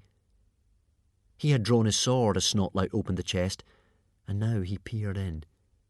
"It seems," he said suspiciously, "it seems to be just a box full of treasure." "Of course it is," said Stoic. "What did I tell you? No booby traps. You have too much imagination, my boy. Sometimes you have to leave things to the experience of your elders and betters." Snotlout had already reached in and drawn out a truly magnificent sword, the scabbard richly decorated with dragons, skulls, and the waves of an angry sea. That was a sword fit for a pirate king. It made the soft hiss of a serpent as Snotlout gently drew it out of the scabbard, and as the sunlight glinted on the still bright, cruel blade, you could see how bitingly sharp it was, even after all these years underground. On the handle was a furious portrait of Thor the Thunderer, with a tangled seaweedy beard, and across the blade was a zigzag lightning pattern in a lighter silver. "The Storm Blade," breathed Baggybum the Beerbelly. It was indeed the Storm Blade, Grimbeard the Ghastly's famous sword with which he had ruled over the entire Inner Isles in such a ruthless fashion. As Snotlout waved it gently to and fro, it seemed to give off a fierce, hungry light of its own. Gently, Stoic reached over and took it from his nephew. "Mine, I think you'll find," said Stoic calmly. "The Storm Blade belongs to the chief of the hairy hooligans, and to him alone." There was a crafty, greedy look in his eye as he threw aside his own sword and took hold of the Storm Blade. Toothless wrinkled his snout and sniffed. "What's that smell?" "What smell?" asked Hiccup. "That smell," replied Newt's Breath, making a face. Hiccup looked across at Fireworm, the greatest sniffer of them all. The normally flame-red dragon was drooping on Snotlout's shoulder, an extraordinary shade of pale green. Suffering scallops, shouted Hiccup. The scullions! Shut the box! And he launched himself at the box lid, trying to shut it. The boy's gone crazy, said Baggy Bum the beer belly, easily preventing Hiccup from shutting it by holding it open with one massive forefinger. Crazy with jealousy, sneered Snotlout. Shut the box! Shut the box! Shut the box! Yelled Hiccup, struggling in Baggy Bum's arms. No, my boy, said Stoic, irritated but trying to soothe his son. You can find some treasure next time, I'm sure. We're quite safe. The scullions can't see or hear us. But they can smell us, shouted Hiccup. Grimbeard has booby-trapped the box with a smell that will wake the scullions. What do you mean, smell us? Asked Stoic. He gave an experimental sniff. Now the stench was so strong even the humans were noticing it. Fireworm had already thrown up in the heather. All the hooligans started sniffing, and there it was. An unmistakable reek of rotting fish and long-dead walrus, with perhaps a hint of month-old crab meat. Pooh, murmured the hooligans, their attention wandering from the treasure. Shut the box! Yelled Hiccup, purple in the face from fury at their stupidity. Light dawned on Stoic the Vast's stupid countenance. Oh, I see what you mean. Shut the box! Quickly, quickly! At last he realised the urgency of the situation and shut the box, sitting on it for good measure. But it made no difference. The smell was getting stronger by the minute, an unimaginably horrid stench. If the scullions caught just one whiff of that horrible smell, it wouldn't take long for them to wake up, and... The thought was too awful to contemplate. And then Hiccup realised that the awful scritch-scratch of the sleep sharpening had stopped. And that meant... Run! Shouted Hiccup. At exactly the same moment, Fireworm shrieked, Dessert! Let's get out of here, said Stoic the Vast. He and Gobber the Belch carried the box together. The hooligans didn't need the order. They were already running as fast as they could towards the beach where the boats were. Leave the box here, father, panted Hiccup as he jogged along beside his father. They'll go for the box, not us. No way, said Stoic, his eyes still shining with that glow Hiccup hadn't seen before. Think of Alvin's disappointment. Besides, this is my chance for greatness. He huffed, knocking over a big tower of limpets as he blundered along. You are great already, father, urged Hiccup. You don't need this treasure. But Stoic wouldn't leave it behind. As they passed the burrows, Hiccup could begin to hear horrible snuffling noises coming from inside. He ran a bit faster, his heart pounding in terror. He bounded through the heather and crashed through the ferns, at one point falling flat on his face. The smell was now so strong that it was becoming visible, drifting out of the dents and cracks Gobber had made in the chest in a thick, greeny-yellow vapour. The cliffs of the beach were in sight. They had passed the last mound of scullions. Maybe they would make it after all. And then Hiccup heard a noise that made his stomach turn double somersaults in terror. The noise of animals like big dogs or lions padding behind him, bounding through the heather. Run! Shrieked Toothless, who was flying 3 or 4 feet above Hiccup's head. Hiccup, Fishlegs, Stoic and Gobber were trailing behind the others. Hiccup and Fishlegs because they were not fast runners, Stoic and Gobber because they were hampered by the box they were carrying. So they'll get us first, thought Hiccup. The scullions were now so close behind them that they could hear the horrible, snotty, snuffling noises they were making in their noses and the clicking of their teeth. Hiccup reached the brow of the dunes and launched himself off it in a huge jump onto the sand below. He landed okay, but tripped over his 2 large stretcher-point sword. He rolled over onto his back to look up at the ghastly sight of a gigantic, slobbering scullion, claws outstretched, leaping right on top of him. Its great head was just inches above Hiccup's face. It was the most dreadful thing Hiccup had ever seen, and it would give him nightmares until he was an old, old man. It was a face that wasn't a face. No eyes and ears. Just that vast nose and slobbering mouth, punctuated by sparkling silver teeth. Black saliva dripped down onto Hiccup's face in a disgusting dribble. The scullion was holding him down with one clawed paw while he sniffed down the rest of his body, searching for the tendon in his ankles, the sunlight glinting on that one ludicrously overgrown talon. Hiccup fumbled for his sword, but the stretcher point had fallen out of reach. Hiccup opened his mouth to shout for help, but no noise came out. "Help me," he mouthed soundlessly. "Help me." Somebody appeared from nowhere, grabbed the scullion around the throat, and killed it with one blow from his sword. It was Stoic the Vast. The strange grip the treasure had on Stoic loosened as soon as he saw his son's life was in danger. He left Baggy Bum the Beerbelly to carry the chest to the ship. He was holding the storm blade in his right hand and an axe in his left. "Move!" yelled Stoic the Vast. Hiccup moved. He stumbled across the sand. He could hear more of the creatures bounding after him. "I'm not going to make it to the boats in time," he thought to himself. There was a hollow tree trunk sunk into the sand in front of him. "Climb under the tree! Climb under the tree!" screeched Toothless. Hiccup scrambled under it in the nick of time. He could hear a scullion's jaws clanging together just as he pulled his ankle through the dip in the sand below the tree. The scullion was too large to follow him, but it pushed its revolting, quivering nose through the gap, and it started to gnaw at the wood around the hole. Hiccup grabbed a bone lying on the ground and shoved it as hard as he could up one gigantic nostril. The scullion fell back with a howl of anguish. There was a sickening crash from above as a scullion landed on top of the tree, and then another, and another. Hiccup could hear horrible scratchings as they worried away with their teeth, trying to break through the wood. Way above that, Toothless was screaming continuously, "Help! Help! Help!" Hiccup swiped at another nose appearing at the hole. All around him, at the edges of the tree trunk, he could hear the scrabbling sound of creatures digging through the sand. It was only a question of time before one of them broke through. Through a crack at eye level, Hiccup could see his father fighting his way towards him up the beach. His dragon hadn't deserted him. Noble Newt's Breath was recklessly tearing into the back of a scullion 3 times larger than himself that was about to leap at Stoic. A scullion talon pierced the tree trunk, so close to Hiccup that it grazed his chest as it went through. The head and shoulders of the scullion appeared in the gaping hole the talon had made.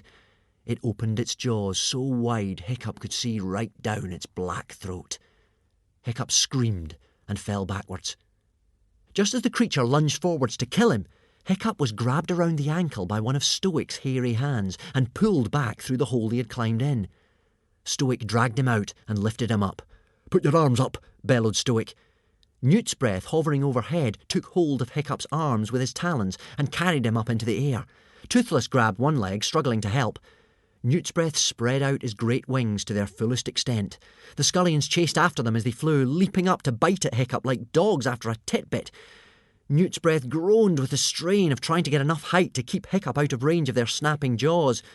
Every now and then, the effort became too much for him, and to Hiccup's terror, he plunged suddenly downwards towards the beach. There was one very close call when Hiccup swung his body out of the way just in time as one of the monsters made a tremendous leap and nearly took his legs off at the knee. By the time they got to the sea, Newt's Breath's strength had gone, and Hiccup's ankles were dragging in the water. But they were safe.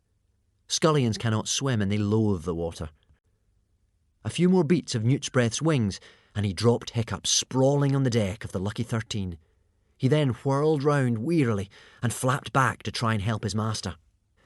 Stoic was doing surprisingly well without his help, considering he was fighting a lone battle against increasing numbers of scullions. Normally this would have resulted in one dead chief in about 10 seconds flat. You have to remember that Stoic was 40 and very, very fat. But with the storm blade in his hand, Stoic seemed to have been transformed. He was awesome. Yelling the spine-chilling hooligan yell, eyes crazy with bloodlust, he performed the fighting against superior numbers manoeuvre with spectacular success. This is a highly complicated pirate fighting skill that only the most coordinated and brilliant fighters can carry out. The pirate takes the double-headed super axe in his left hand and whirls it around his head in a continuous circle that the enemies are unable to penetrate without getting their heads chopped off. At the same time, with the right hand, the pirate lunges out of the defensive circle with his sword to attack the enemy. As you can imagine, if you've ever tried to rub your stomach with one hand while patting your head with the other, this attacking while defending skill can only be carried out by the most brilliant and coordinated of Vikings. Scullion after scullion fell down dead around Stoic as he walked slowly forwards. But a continuous shining wave of the creatures had poured onto the beach and were cutting off his route to the boats. It seemed impossible that he could make it through the sheer mass of them all, and Newt's Breath, though flying as hard as he could, was still too far away to be any help. And then, to the complete astonishment of the watching hooligans, their corpulent, creaky old leader leapt onto the back of the nearest scullion. The creature madly twisted and bucked, trying to throw him off, but Stoic held on grimly, gripping with his powerful thighs alone, so that he could reach down to right and left, dispatching scullions with sword and axe. He cut his way through the mob, riding the maddened beast right into the sea, for all the world as if he were astride an ancient old broken-in dragon steed. When the creature finally bucked him off in the shallows, he turned the fall into a belly flop forwards, checked for a moment to stow away the sword and the axe, and swam like fury for the boat. The whole wide bay and the immediate horizon was now filled with thousands and thousands of these beasts from hell. It was like a vision out of your worst nightmare. But the scullions stopped at the water's edge and stayed there howling and shrieking furiously. So angry were they that they started turning on the weaker members of their pack, and a few of the creatures were ripped to pieces in front of Hiccup's eyes. The hooligans cheered and cheered and cheered. Stoic was very pleased with himself. He acknowledged the frantic applause, wiped the blood off the Stormblade onto his shirt, and kissed the clean blade. And then he threw back his hairy head and roared like an animal. And so wild did he look, with the sword in his hand and the blood on his shirt, that Hiccup barely recognised his own father.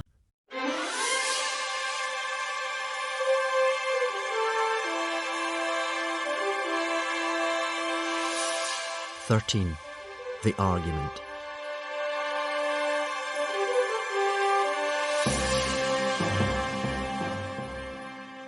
The graze on Hiccup's chest was actually deeper than he had realised in the terror of the moment. It would leave a scar that would stay with him for the rest of his life as a reminder of a morning spent on the Isle of the Scullions. And his right arm was dislocated from the strain of hanging from the talons of Newt's breath.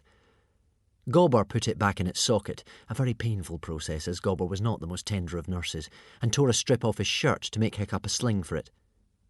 The hooligans gave themselves a couple of minutes to pat each other on the back and celebrate before grabbing the oars again.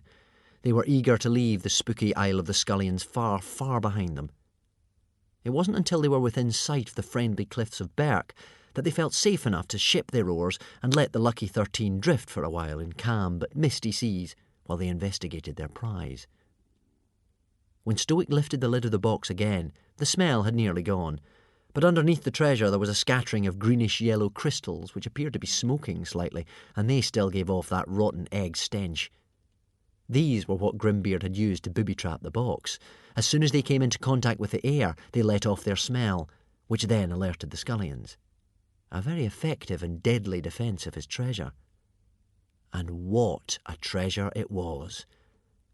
Alvin could not speak for at least 3 minutes. He just stood there, eyes popping, picking up object after object and stroking it, letting his hands run lovingly through the coins.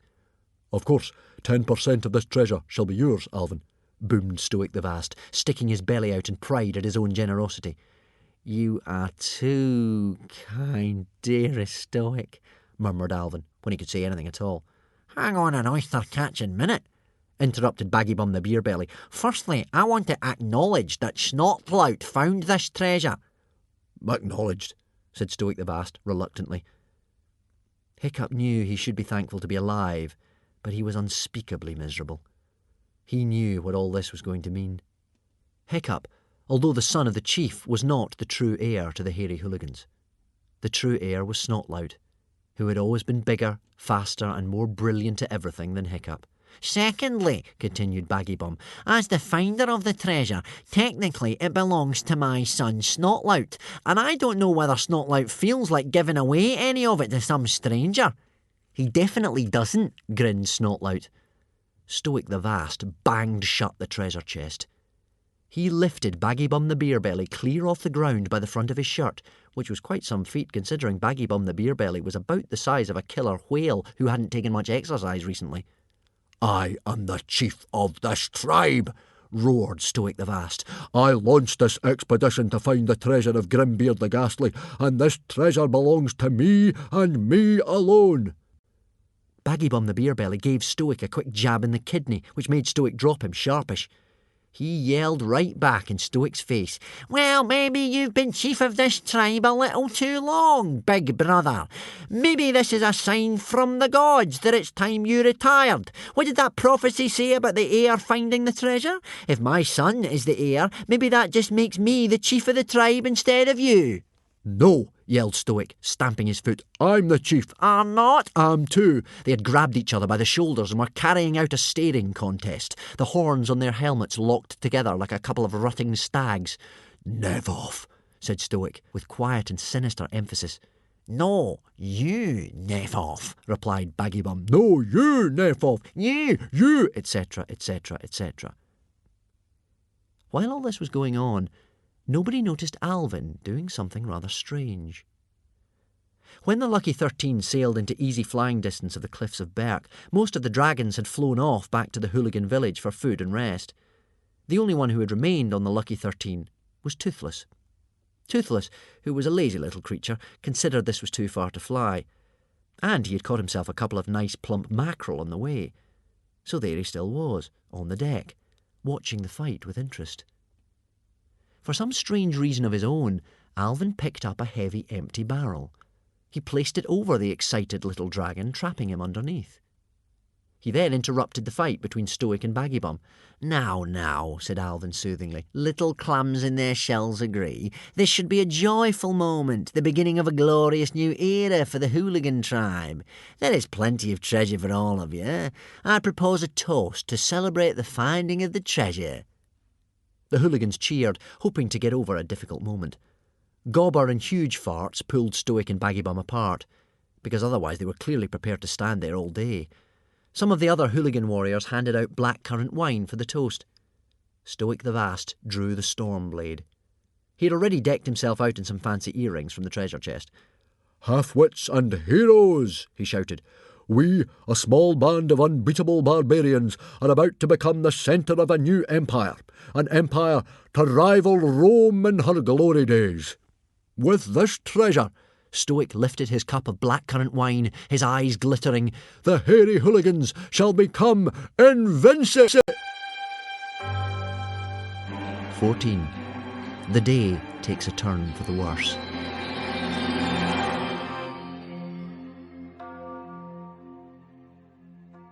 Stoic never finished the word invincible, because halfway through he was grabbed around the neck by an enormous, wild-eyed individual, and a not very clean knife was held to his neck.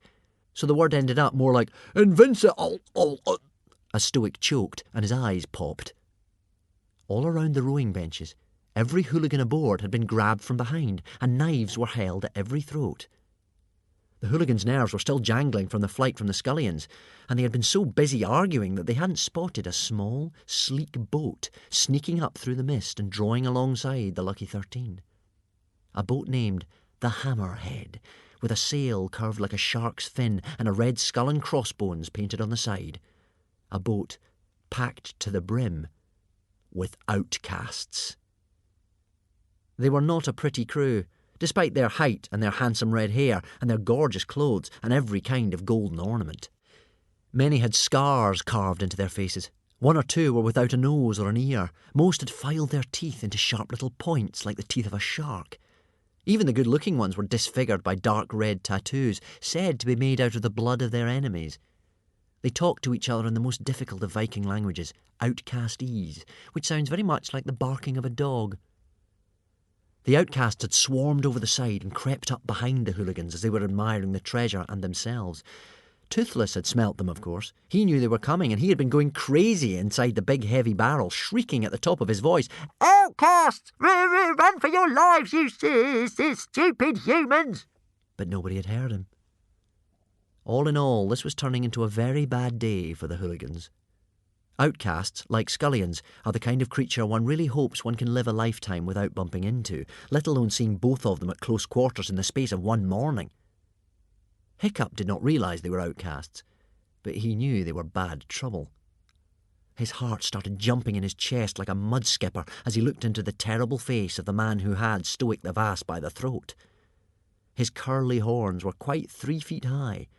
When he opened his mouth, he growled like a dog. For a whole minute, nobody said a word. Nobody dared move a muscle. There was no noise at all except for that terrible dog-like growling from the outcast who was holding Stoic, and the sound of Alvin drinking. There was no knife at Alvin's throat. Calmly, he finished off the last delicious drops of blackcurrant wine. Smoothly, he put the cup down. "I thought that I would provide a surprise ending to our little journey," said Alvin with his charming smile. "I do like surprises, don't you, my dear Stoic?" Stoic gargled inarticulately. Such fun, aren't they? Continued Alvin. I am so sorry to say, however, that the day of glory for the hooligan tribe may be, put off for a while. You see, I feel that I ought to have rather more of the treasure than a mere 10%. And in case you didn't agree, I thought I would bring along some of my relatives to, persuade you to give it up. Stoic gargled again. Alvin barked out a few words in outcastese to Curlyhorns, who barked back at him again. I have to admit at this point that I have been guilty of a little innocent deception, said Alvin. My name is not Alvin the poor but honest farmer. I am, in fact, his most mighty murderousness, Alvin the treacherous, great high chieftain of the outcast tribe. I don't know why, but I felt if I'd told you this from the beginning, you might not have given me a very warm welcome. An outcast? Gasped the hooligans. Alvin laughed. That's right, he said. An outcast. Us outcasts don't always go around on all fours dressed in animal skins, you know. Even we are moving with the times. He went over to Stoic and gently removed the storm blade from Stoic's hand. Mine, I think, said Alvin. Alvin unscrewed the claw from his right hand, as Hiccup had seen him do once before. He attached his sword-holder contraption in its place, into which he carefully twisted the storm blade. He screwed it very tightly so that it was completely steady. And while he did all this, he talked. You see, Stoic, said Alvin, we barbarian chieftains are facing a new challenge. We have to fight the creeping forces of civilization by becoming fiercer and crueler than ever. You, Stoic, have gone soft. I have not, protested Stoic indignantly. Grimbeard the Ghastly would be turning in his grave if he could see you now. Tut-tutted Alvin. You hooligans have become bungling amateurs, all noise and show, with no real wickedness to you at all. Now I have worked hard to bring us outcasts up to date. Outwardly, we now have some of the clothes and the manners of civilization, but inwardly, we are tougher and more truly outcast than we have ever been. We are your real professional pirates. Heartless, murdering, blood-sucking, slave traders. Alvin paused for breath. Talking of which, he then continued, take your last look at your rather plain little island. He gestured at the friendly cliffs of Berk. All of you hooligans are about to enter the slave trade yourselves, in the very important role of slaves. The hooligans groaned. There was no worse fate for a proud and independent Viking than to be sold into bondage. I am sure you will all make excellent slaves, said Alvin kindly, because you are all very strong and frankly none too bright, and I do hate to threaten, but anybody who objects will thoroughly regret it. An outcast with no nose stepped forward and uncurled an ugly black whip from around his waist, with a handle shaped like a serpent. Alvin clapped his hands, and the outcasts began loading the hooligans onto the deck of the Hammerhead. Yup, you shall all be slaves. All, that is, smiled Alvin, except for you, Stoic. Curlyhorns let Stoic go, and proudly he stepped forward.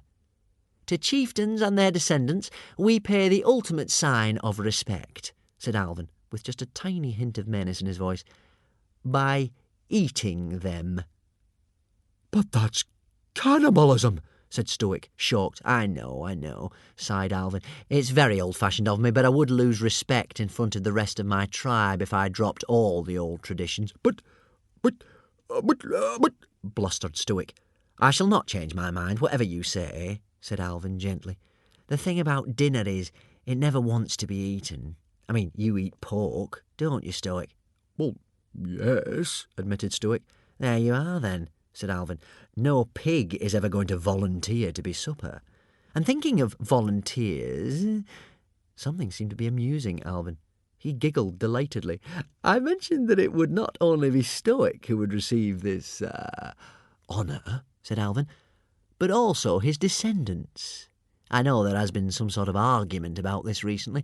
The question is, continued Alvin, struggling to keep a straight face, who is the heir to Stoic the Vast? Could they put up their hand, please? Strangely enough, Snotlout did not put up his hand at this point. Instead, he tried to hide behind Dog's Breath the Durbrain, staring very hard at his bronze-tipped sandals as if he hadn't quite heard the question. Hiccup sighed. He stood right up on the bench so that everyone could see him. "I," said Hiccup, "I am the heir to Stoic the Vast." Stoic smiled a big, proud smile. For all their manners, the outcasts whispered a great deal at that. Hiccup didn't have to speak outcastese to know that they were saying things like, "That skinny prawn is the heir to the hairy hooligans." Two gigantic outcasts lifted Hiccup from the bench and set him down next to Stoic the Vast. Alvin held up the Stormblade. The sword was now just an extension of his arm, like the horn of a narwhal is an extension of its nose. "It looks as if it's always been there, doesn't it?" said Alvin. The daylight played across the bolt of lightning motif. Alvin drew a finger across the blade ever so lightly, and blood instantly dropped onto the deck. "Nice and sharp. This won't take a second," promised Alvin, stepping towards Hiccup. CD 3 15. The Battle on Board the Lucky 13.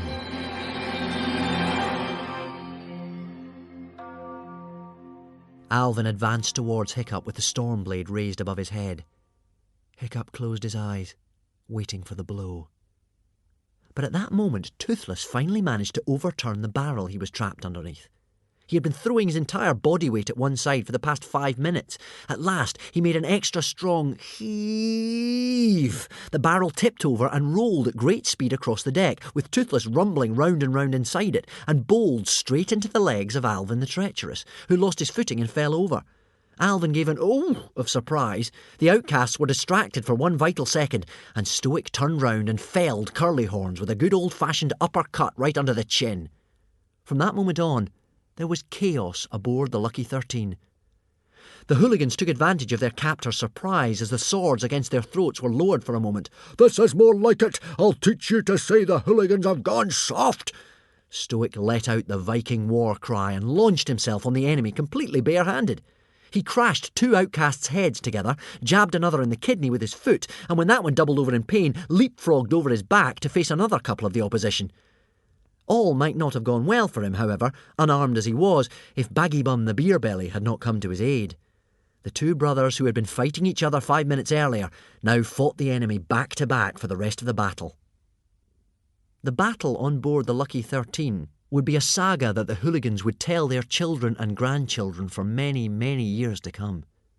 The military prowess of the outcast tribe was legendary throughout the Viking world, but the hooligans were desperate and angry.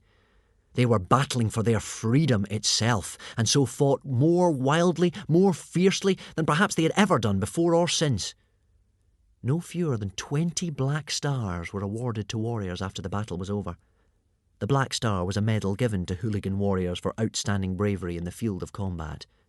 No wonder, for the pirate fighting skills on display on that occasion were a joy to watch. They were also a tribute to the old soldier Gobber, who had taught most of the warriors all that they knew.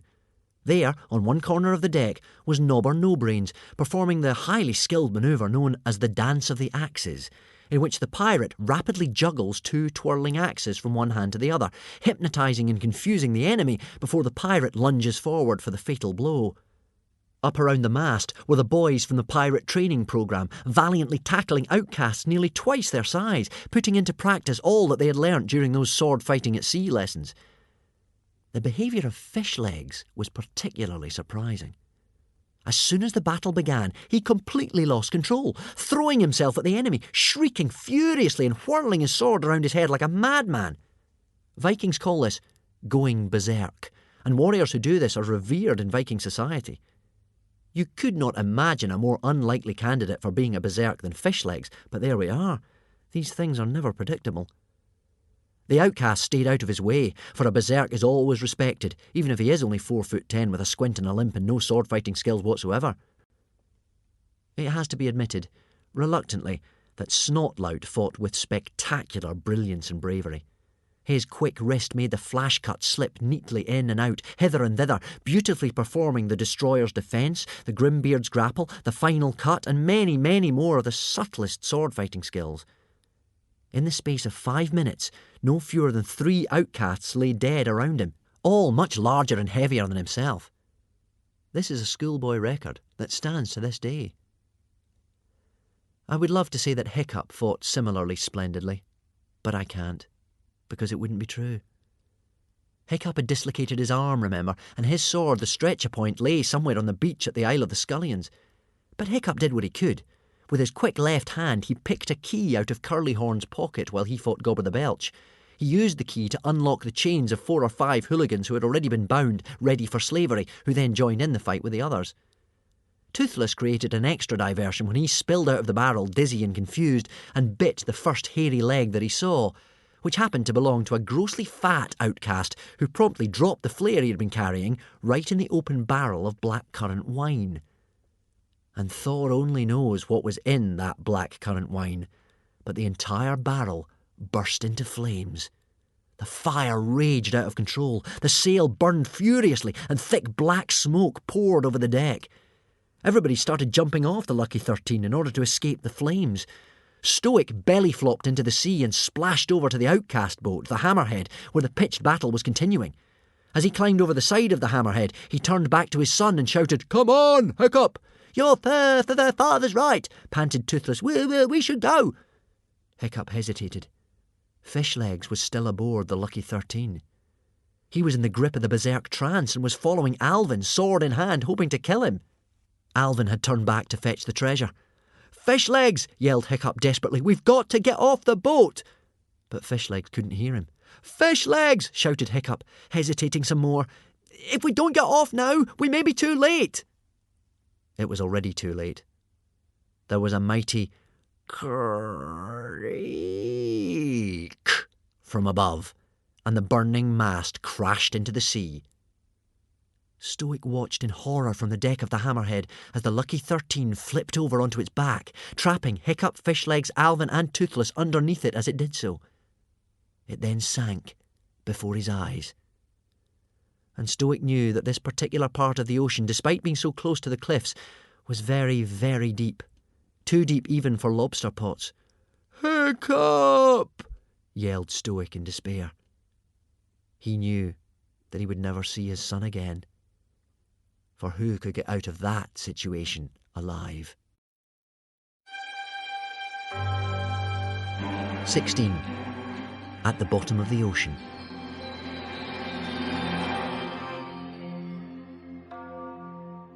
Hiccup's first thought was that he was going to drown. He was turned over and over in somersault after somersault, down, down, down, in such a rush that he felt like his head was bursting. A strange, calm sensation of no longer really caring came over him, and then he was roughly grabbed by the shoulders and dragged, coughing and spluttering, to the surface of the water and into an air pocket trapped beneath the sinking ship. The boat was still travelling downwards with such rapidity that Hiccup's ears popped again and again, but at least he could breathe.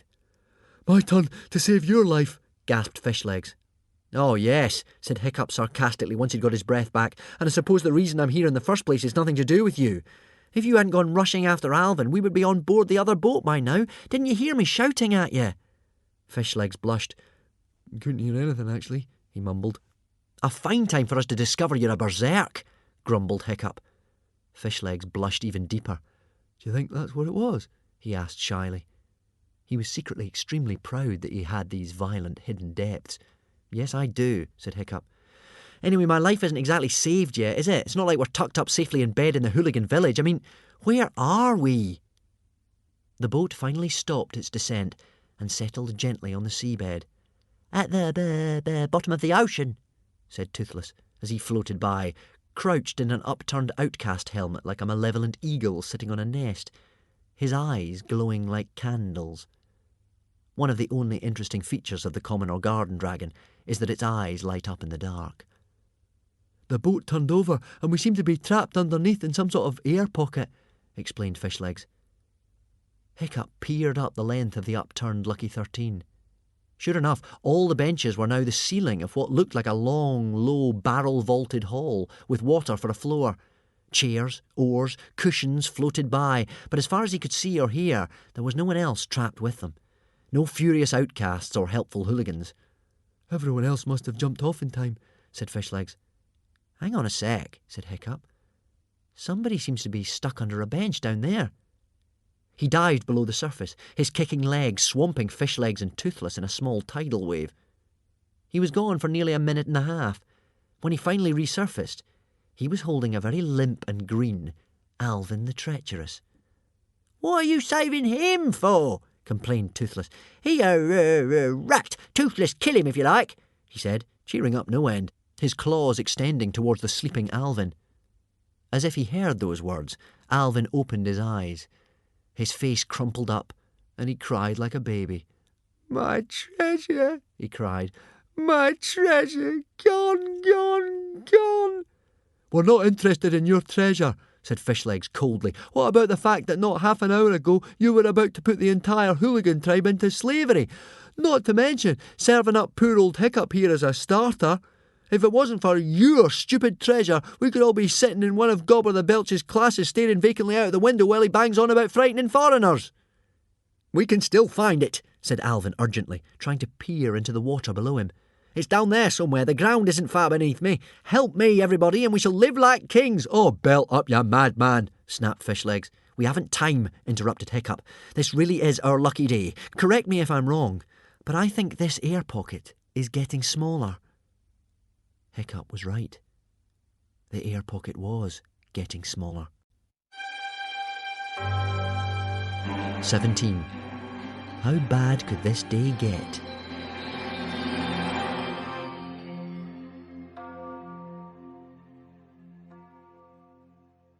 The ceiling was definitely nearer to their heads than it had been a few minutes before. It was now just a few inches above the horns on Hiccup's helmet. There was silence for a second. Alvin's mad eyes swam back into focus again. The only thing that mattered more to him than the treasure was the preservation of his own life. Hiccup found everyday life rather a trial, but was always good in a crisis. "Right," he said.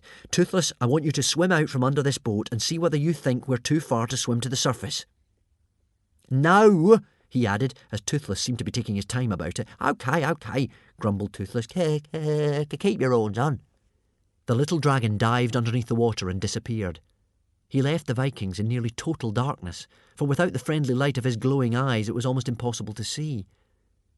There was an eerie silence, apart from the lapping of the water against the sides of the boat, and a faint rushing noise, which Hiccup was sure was the sound of the air leaving the air pocket like a leaking balloon. And indeed, after 5 minutes, the air pocket had reduced so much that Hiccup's head was squashed against the wooden ceiling of the Lucky 13, and he had to remove his helmet. Alvin was panicking. "Where is the wretched reptile?" he hissed, and then choked as water sloshed into his mouth. "That wretched reptile," scolded Fishlegs, as terrified as Alvin, but bravely trying not to show it, "is trying to save your wretched life." 5 minutes more, and they had to turn their heads in order to keep their nostrils clear of the water. "If Toothless takes any longer," thought Hiccup, "we're going to drown here in this blackness."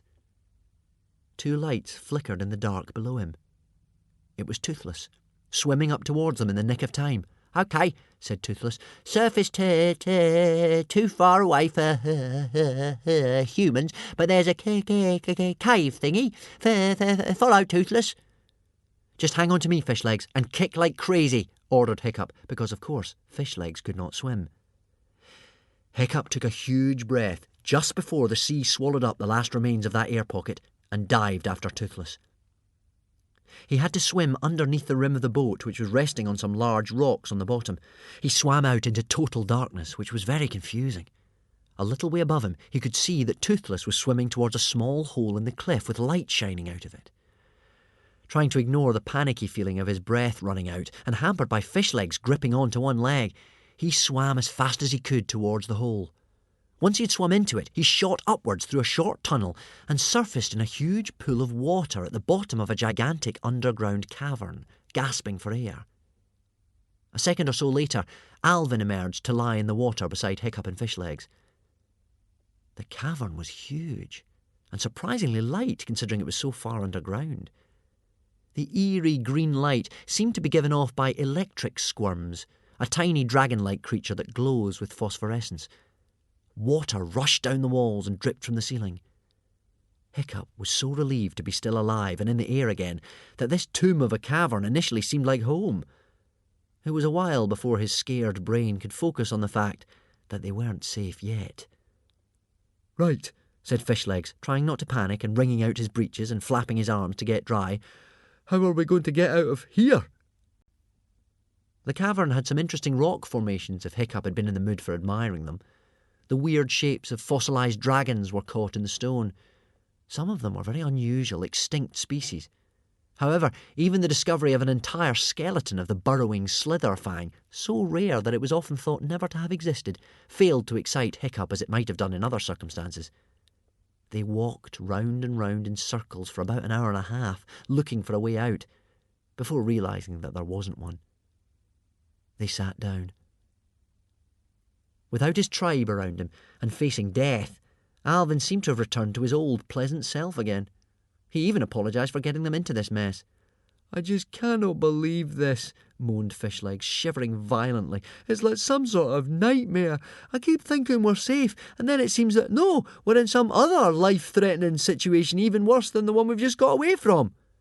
"Okay," admitted Hiccup, trying to keep them from despairing. "It doesn't look good, but I'm sure I can think of a way out of here." Toothless was sniffing away at the back of the cavern, and he interrupted, calling out, "Toothless can smell something metal over here." "Very clever, Toothless," said Hiccup, "but the treasure hunt is over now."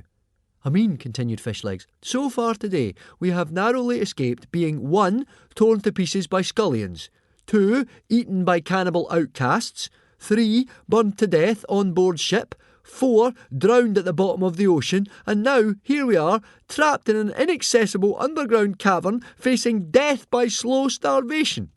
It's just been a really bad day." Nah, not metal, after all," Toothless called back in disappointment. "It's just the door." "A door?"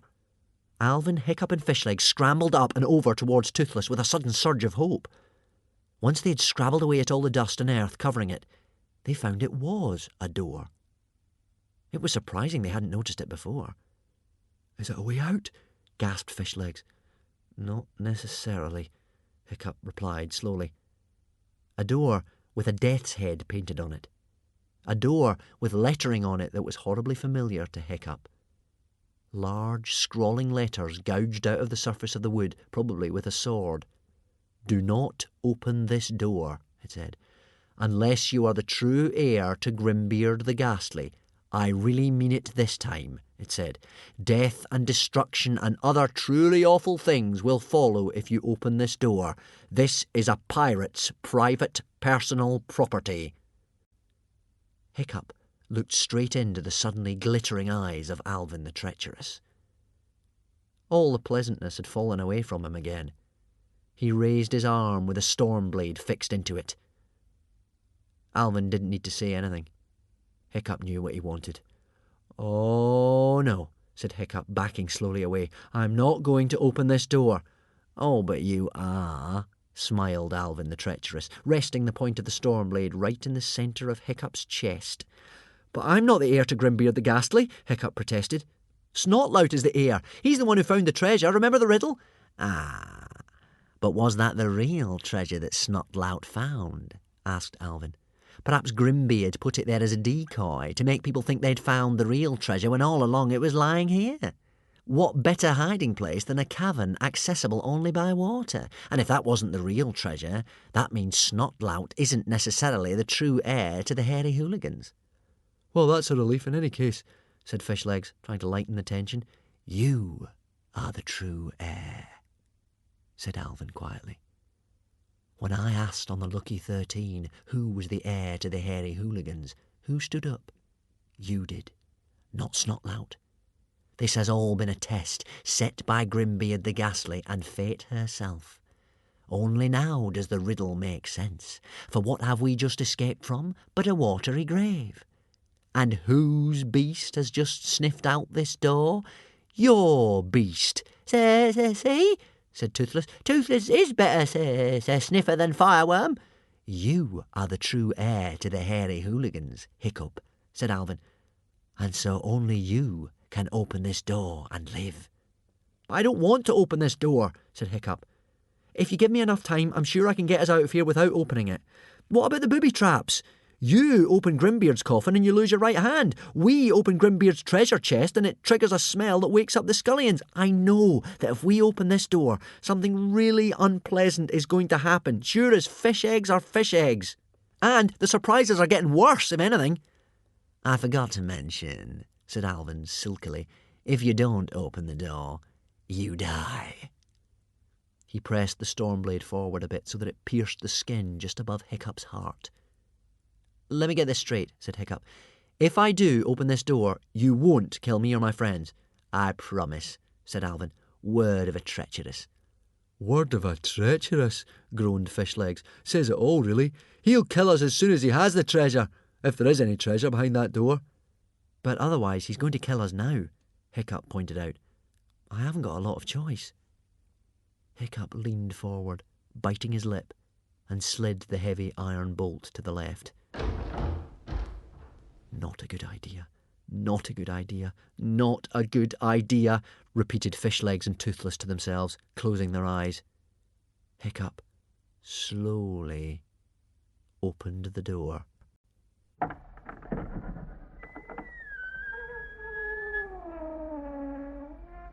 Alvin, Fishlegs, Hiccup and Toothless stood there, their mouths flopping open and shut like fish in their astonishment. The door had opened onto another gigantic cavern. This was filled to the brim with more treasure than you could possibly imagine in your wildest dreams, even were you as greedy as Alvin himself. So indescribably beautiful was this treasure that it drew them into the room like a magnet. It was all piled up on top of itself in crazy giant mountains, mound after mound of golden coins with Caesar stamped on one side and Neptune on the other. Heap after heap of rubies, fat and ripe as scallops, and emeralds green as a mermaid's eye. Gorgeous silver cups with seahorses galloping delicately around them, and golden necklaces as plump as oysters, and swords as sharp as a conger's tooth, with octopus tentacles winding themselves around the hilt. It was the sort of treasure you could get lost in and forget yourself and your mind and this world at all. Oh my, breathed Alvin the treacherous, stepping forward. Oh my. And he reached out to grasp a cup, a glorious golden goblet, perfectly round in shape, with dolphins playing around the rim, so beautifully carved that it looked as if they were alive and leaping in a miniature golden sea. Toothless, Hiccup and Fishlegs recollected where they were, and slowly backed towards the open door while Alvin was so preoccupied. But Alvin caught a glimpse of them out of the corner of his eye, and he stretched out and shut the door with the point of the Stormblade. Nobody leaves the cavern without asking Alvin, he said. Now, Alvin, said Hiccup nervously, remember your promise. If I opened the door, you said you'd let us all live. Yes, said Alvin, considering the cup again, and then dropping it softly back on the pile. The thing is, outcasts don't always keep promises to other people. I blame our upbringing. My mother never really loved me, you know, but I always keep promises I make to myself. And long ago, when that coffin lid snapped down and chopped off my hand, I made myself a very solemn promise indeed. Alvin's pleasant eyes narrowed, and he sidled towards Hiccup like a predatory crab. It's not that I dislike you personally, Hiccup, but I swore to myself, said Alvin, still smiling, that I would find Grimbeard's precious treasure, and I would kill his precious heir. That's fair, isn't it? An heir in exchange for a hand. And he made a vicious swipe at Hiccup with the Stormblade. Hiccup dodged out of the way in the nick of time. He leapt nimbly onto the nearest mound of treasure and started scrambling up it. And with Grimbeard's own precious sword, too, chuckled Alvin. Isn't fate artistic? Toothless, yelled Hiccup, get me a sword! Alvin climbed after him and made another wild lunge at his head. Hiccup ducked behind a large golden chariot wheel. Toothless, cried Hiccup, hurry up! Okay, muttered Toothless, who had flown to a pile of weaponry not far away. Keep your helmet on, Toothless doing his best. Toothless tried to pick up 3 of the swords, all of them as big and beautiful and flashy as the Stormblade itself, but they were all too heavy. So he turned to something smaller, an undistinguished but serviceable object, a bit rusty at the edges perhaps. He could lift it easily with both talons and flew with it to where Hiccup was climbing. He was a quarter of the way up a hill of treasure, hotly pursued by Alvin, who had little red lights dancing in his narrowed eyes and was swishing that storm blade like he was a human flail. Toothless dropped the rusty sword into Hiccup's hand, and he caught it just in time to parry a blow by Alvin, so terrible that if it had actually connected with Hiccup's neck, it might have removed his head from his shoulders then and there. Hiccup caught the sword in his left hand because, if you remember, his right arm was dislocated and in a sling. This isn't going to last long, he thought to himself. It was a case of man against boy, and Hiccup wasn't exactly the greatest sword fighter in the Inner Isles, even with his right hand. "Keep your point up, Hiccup!" shouted Fishlegs, desperately trying to clamber up after them so he could help. "Eye on the swords at all times. A strong wrist. Remember your footwork." Alvin the treacherous gave a great swipe at Hiccup's belly, and Hiccup was surprised to find his left arm jerk up and his own sword block Alvin's in the nick of time.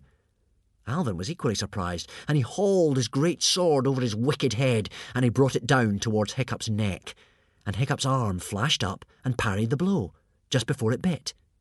Astonished, Alvin began raining blows thick and fast, swiping and slashing and lunging, and Hiccup's left arm parried every thrust, as if it had a life of its own. "Well, suffering swordfish!" exclaimed Fishlegs. "Hiccup is left-handed!" I would not have you think that this was a fight that Hiccup would be proud to look back upon now, for Hiccup would grow up to be a master swordsman, a genius of the art, and this fight, by comparison with the extraordinary skill with which he fought later, was clumsy work, mostly defensive strokes. And although I would love to say that Alvin the treacherous was a brilliant sword fighter, the truth is that he was just so-so at the art, preferring to poison his enemy's cup or bash him from behind with a rock to fighting him face to face. But he was still much older, stronger, and more experienced than Hiccup. And while it might not have been the best fight Hiccup ever fought, it was certainly the one he would look back on with the most astonishment and pride. For it was the first time in his life that Hiccup realised he was left-handed. Imagine if you'd spent the whole first part of your life trying to walk on your hands. The clumsiness of it, always falling over, always stumbling, always the last at everything. Imagine the joy of discovering that, in fact, you could walk on your feet after all. That is what it felt like to Hiccup, fighting with his left hand for the first time. So exhilarating was the feeling that he was even starting to enjoy himself. Hiccup was helped by Toothless, who swooped down and attacked Alvin's head so that Alvin was constantly distracted. "Unfair," smiled Alvin. "I never thought Grimbeard's heir would stoop to 2 against 1. The excitement made Hiccup overconfident, and so he called out, "Leave him to me, Toothless!" "Leave him to you?" Fishlegs shouted up furiously. "What do you mean, leave him to you? Carry on, Toothless, and that is an order. This is real life, Hiccup, not a sword fighting at sea lesson, and you need all the help you can get."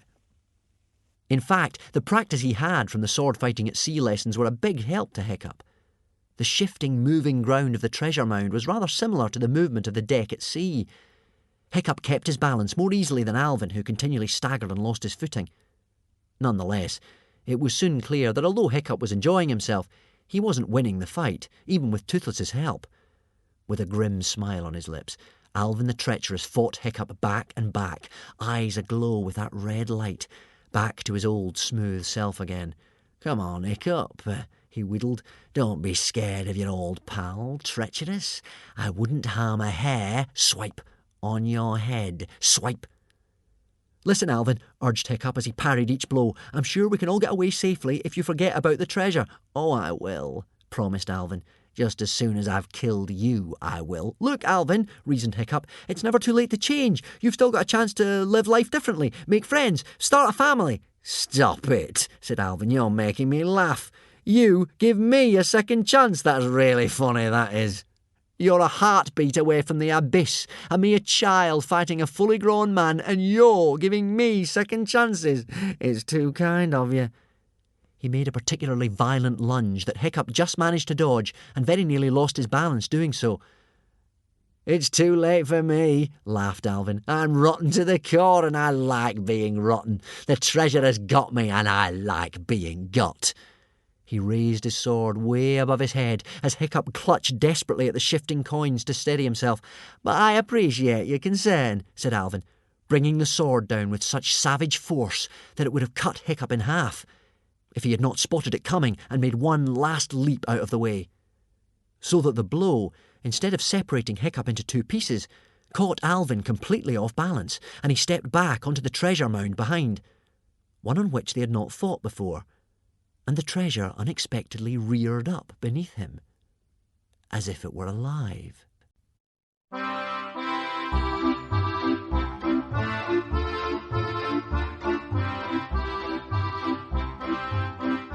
18. Grimbeard the Ghastly's final surprise.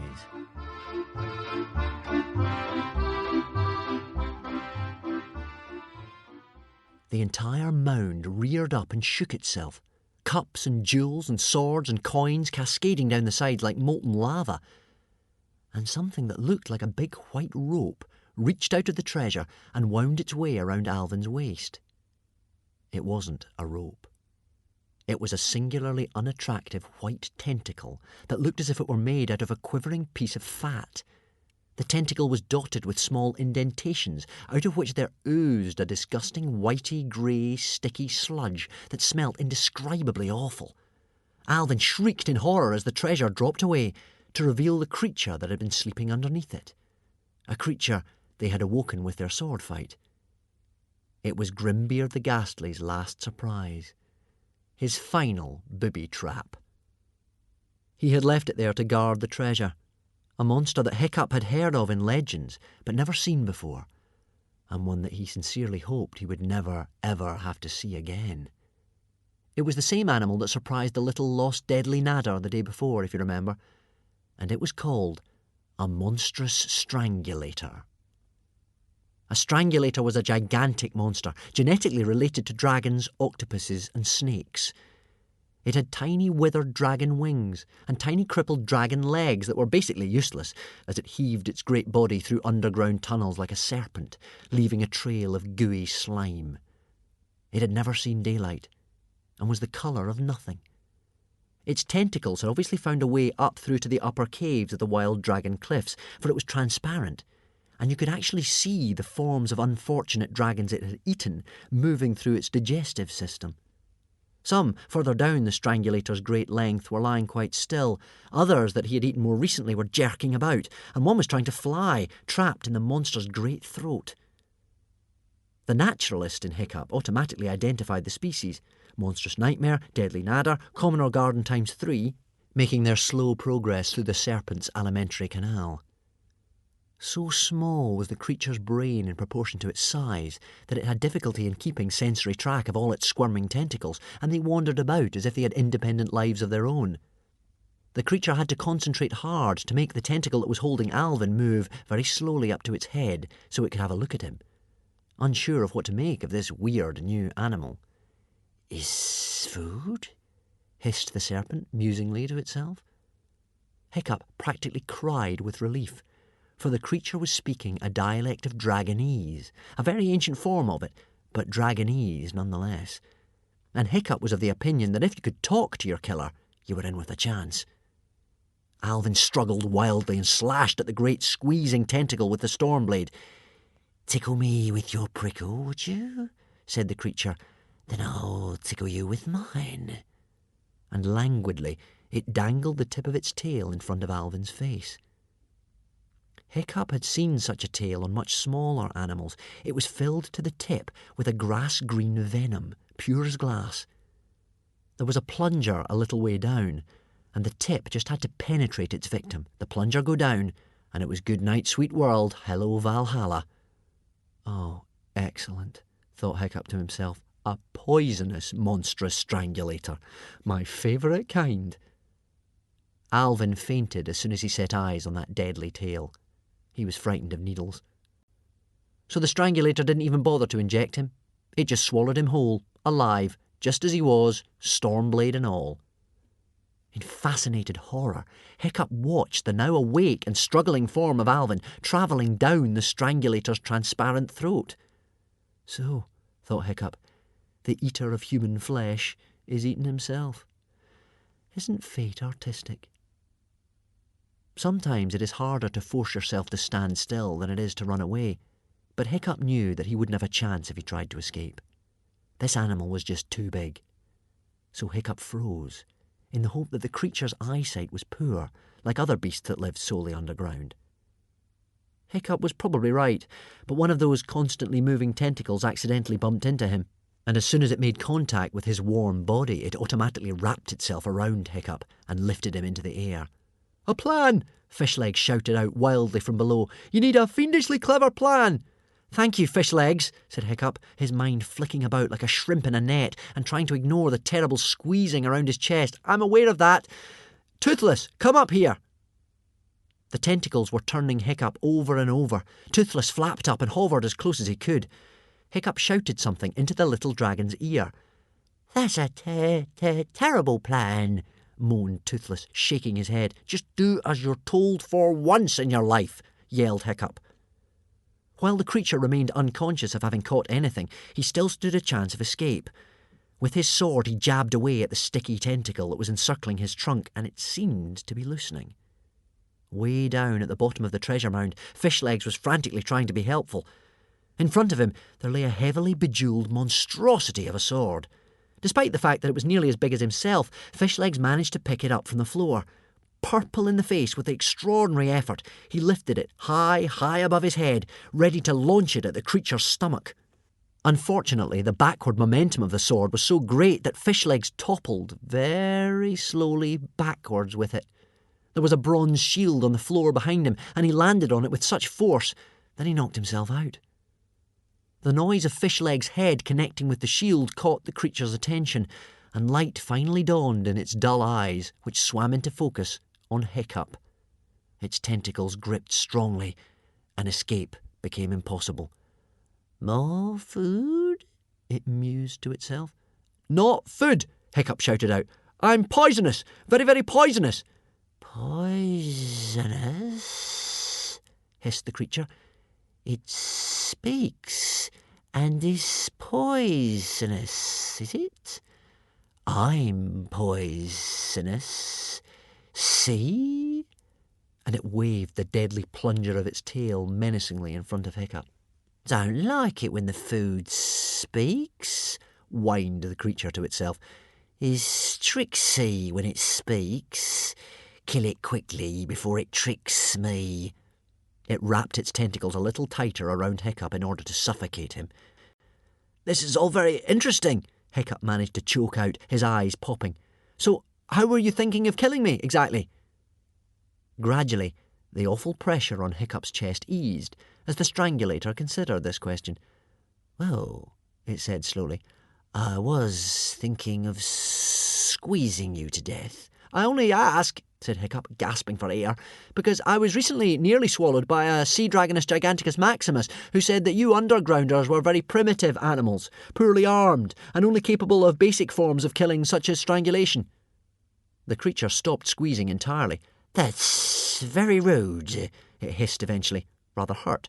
"What is this giganti-maxi thingy anyway?"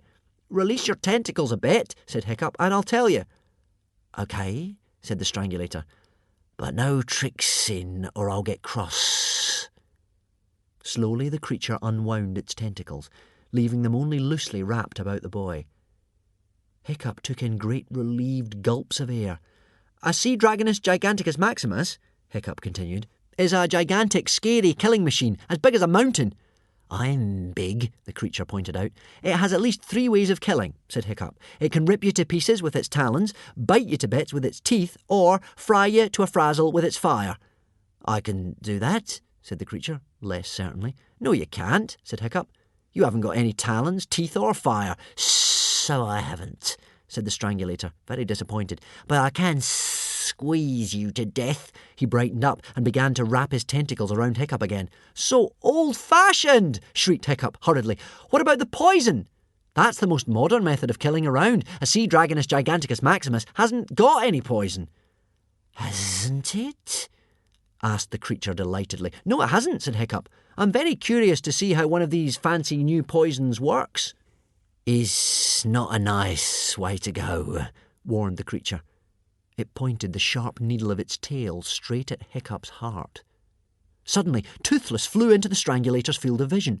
The creature lost concentration for a second as the little dragon zoomed up and down right in front of his eyes. By the time it had coordinated its tentacles enough to frighten Toothless away, the strangulator was very, very cross. "I told you, no tricksin'," it hissed with venom in its voice. "This will shut you up." Fishlegs came back into consciousness just in time to see the strangulator inject the whole tail's worth of green poison, enough to kill the entire population of Rome, into the flesh beneath Hiccup's shirt.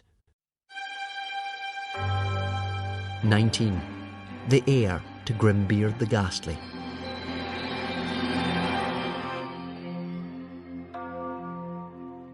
"So," chatted Hiccup, "while we're waiting for this poison to take effect, why don't you tell me how it works?" "Well," crowed the strangulator, "you will lose control of your tentacles as they start to stiffen." "I can feel a sort of tingling in my feet, like pins and needles," admitted Hiccup. The strangulator's own tentacles were leaping about wildly, as stiff as boards. "The poison turns some victims green before they die," hissed the strangulator gleefully. "Is it just me," said Hiccup, "or is there a sort of greenish tinge to my left arm?" There wasn't. It was as white and freckled as ever. But a strange green cloud was building within the strangulator's transparent body, gradually obscuring the unfortunate dragons he was digesting. "And then, as the poison reaches the head," continued the strangulator, "the nervous system simply explodes." He looked at Hiccup hopefully. Nothing seemed to be happening. "That's funny," said the strangulator. "It doesn't seem to be working." "Maybe some people take longer," said Hiccup reassuringly. "You're looking a little peaky yourself. Maybe you should lie down." The strangulator looked down at itself. The green cloud had now blown into every crook and cranny of its body, and was finally approaching its tiny brain. "Ah!" screeched the strangulator. The nervous system of the strangulator simply exploded. All of its electric circuits lit up like light bulbs. It thrashed around like a mad thing, knocking out great chunks of rock from the sides of the cave and sending treasure flying through the air in all directions. Fishlegs hid himself under an overhanging rock in order not to be hit by the whirling coils. Toothless crawled into a crevice in the ceiling. For about a minute and a half, the strangulator threw itself wildly off the walls of the cavern, screeching a strange, primeval, agonised shriek. Then all of its tentacles stood straight out and stiff, and it fell to the ground. The strangulator jerked a few more times in agony. Its tail with the dangerous tip lashed ferociously for a moment or two, and then all was silence in the great cavern. Huge clouds of dust gradually dispersed. Fishlegs crawled out of his hiding place. He scrambled over slimy rockfalls, slimy treasure, and even slimier coils of strangulator, looking for Hiccup. Hiccup was dazed, but alive. He'd had a tidal wave of a ride, thrown this way and that until his teeth rattled, but the great coils of the tentacle wrapped around his body had cushioned him from any hurt. He beamed at Fishlegs and Toothless. "That was one stupid monster," he said. "How did you do it? How did you do it?" asked Fishlegs again and again in amazement as he and Toothless unwound the tentacle from Hiccup's body. For answer, Hiccup lifted up his shirt, and there, wrapped around his chest, was the very tip of the tentacle. And in the gelatinous transparent flesh of it was a giant needle puncture mark, with the green poison clearly visible coursing underneath the skin. What Hiccup had done was to pull his shirt over the end of the tentacle while Toothless was distracting the creature. The strangulator had so lost sensory contact with the ends of its tentacles that it did not realise that it was in fact injecting itself under the white material of Hiccup's shirt. "That particular plan," said Fishlegs at last, "required a fiendish amount of luck." "It was lucky," admitted Hiccup happily, "but we're alive, aren't we?" Fishlegs grinned back at him, and Toothless did 3 back somersaults in the air and a congratulatory cock-a-doodle-doo. "And that sword fighting, Where did that come from? You've always been grim at sword fighting. Swapped hands, mumbled Hiccup, beaming but a bit embarrassed. A left-handed genius who single-handedly defeated Alvin the Treacherous and a monstrous strangulator, gloated Fishlegs. This is going to look so good when we tell everybody back home. I just can't wait to see the look on Snotlout's face when he sets eyes on this treasure. It makes that poxy little box he dug up on the Isle of Scullions look pretty measly. Yes, said Hiccup slowly, but we are still trapped in an inaccessible underground cavern, aren't we? We have to get out of here first. Fishleg's face fell. So we do, he admitted. But the creature must have some way from this cavern up to the caves in the Wild Dragon Cliff. I mean, look at those dragons in his digestive system. He must have been feeding off the dragon nursery for years. All we have to do is go through these Caliban caves and... No, said Toothless firmly. Toothless knows. Toothless grow up here. Other creatures in there much bigger and better than that one. OK then, said Hiccup. We go back the way we came. Let's hope that door still opens. The door did still open. As they were opening it, Hiccup noticed a piece of paper nailed on their side of it. It was a letter. It was written in the same scrawly handwriting as Grimbeard's riddle, and it was addressed to the true heir of Grimbeard the Ghastly. Hiccup took the letter off the nail and read it. Dear heir, said the letter, I have had a glorious Viking life. But now I am an old man, I find I am not so happy with my 50 years of rollicking and robbery, fighting and fresh air. I wonder if I might have run things differently. This treasure, for instance. The sagas will tell you that the stealing of it was my most magnificent moment. But since then, it has been tearing my once happy band of burglars apart with greed and lust for power. We are just not ready to look after this treasure. So I have decided to get rid of it. I know that there will be men who will hear of the legend of the treasure and come looking for it, and for them I have buried a small chest on the Isle of the Scullions as a decoy, so that they will think that the hunt ends there. I have hidden the real treasure deep, deep in this underground cavern. It has taken many months for my dragons to swim down here with it. It is guarded by water one way and the Caliban caves the other. I have placed an infant strangulator in the cavern, who shall grow in time to be a terrible guardian indeed. I dream of a time in the future when men will be able to own such beautiful and dangerous things and use them wisely. I dream of an heir who shall be a dragon whisperer, a sword fighter, a man who talks with monsters and who will harness the power of Thor's thunder itself. This heir will come and he will find my treasure. I give it to him freely, all of it, and he shall know what to do with it. I wish you good luck and a nice strong wind. Grimbeard the Ghastly. P.S. I hope you have a dragon with you. He can help you to the surface. Otherwise, I'm afraid you're done for. Maybe Grimbeard the Ghastly wasn't so bad after all, said Hiccup slowly. There you are, said Fishlegs, who was reading over Hiccup's shoulder. He said it was your treasure, to do as you liked with. Hiccup sighed. He thought of the greedy look in Stoic's eyes when he held the storm blade. He thought of Baggybum and Stoic arguing over the treasure chest. Yes, said Hiccup, and I do know what to do with it. He picked up a piece of charcoal from the cavern floor, wrote some words on the bottom of the letter, and pinned it back on the door. Still not ready, read Fishlegs. Fishlegs hurried after Hiccup, who was now looking at the cavern's exit hole to the sea, thinking hard. What do you mean, still not ready? Demanded Fishlegs. I mean, said Hiccup, that the treasure is staying right here. That this is our secret and we tell nobody. If we get out of here alive, we just say we washed up on the shore a couple of beaches down. No mention of the existence of this cavern. Nothing. You cannot be serious, said Fishlegs. We could be heroes here. And besides, if we don't tell everybody what happened, they'll all go on thinking that Snotlout is the true heir to the hairy hooligans. Hiccup looked miserable. I guess that's right, he said.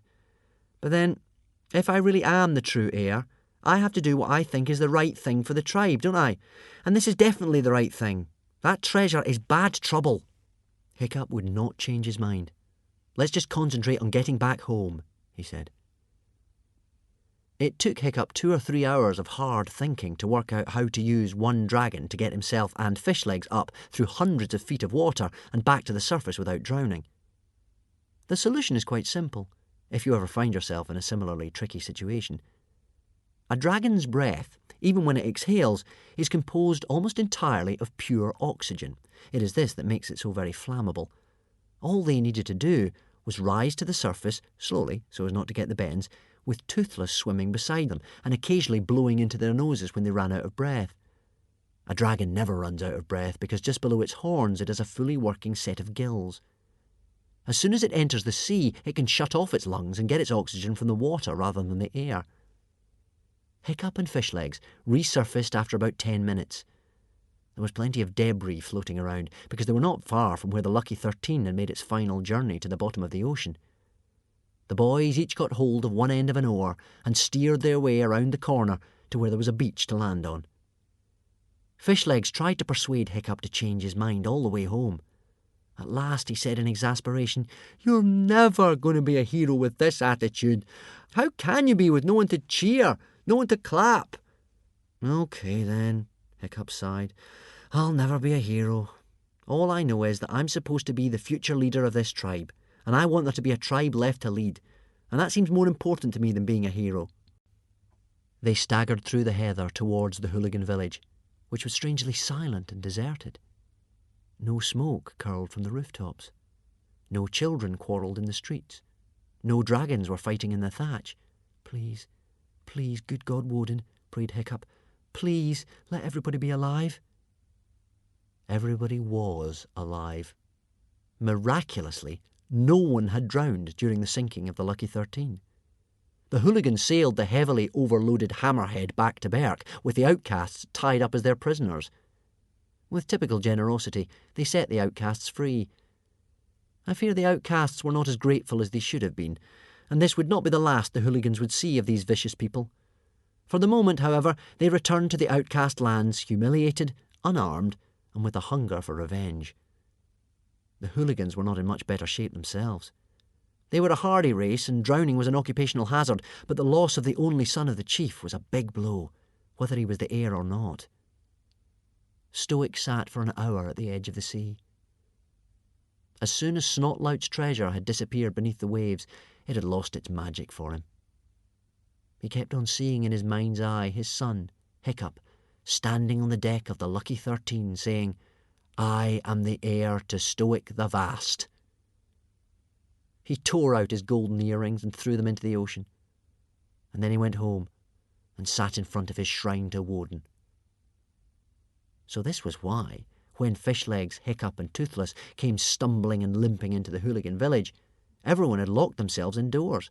The shutters were shut up, doors were closed, fires were unlit. It was only a chance that the wooden window had blown open in Gobber the Belch's home. He went to close it and happened to spot the bedraggled friends lurching along.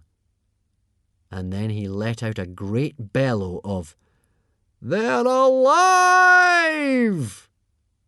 The shout went from house to house like watchfires lighting from hill to hill, and the hairy hooligans rushed out of their front doors like a crowd of jubilant sea elephants, and they swooped on the three companions and lifted them onto their muscly shoulders with great happy shouts of, "They're alive! They're alive! They're alive! They're alive!" Snotlout was already furious to find that people had been more concerned about mourning Hiccup and Fishlegs than congratulating him on being the hero of the hour on the Isle of the Scullions.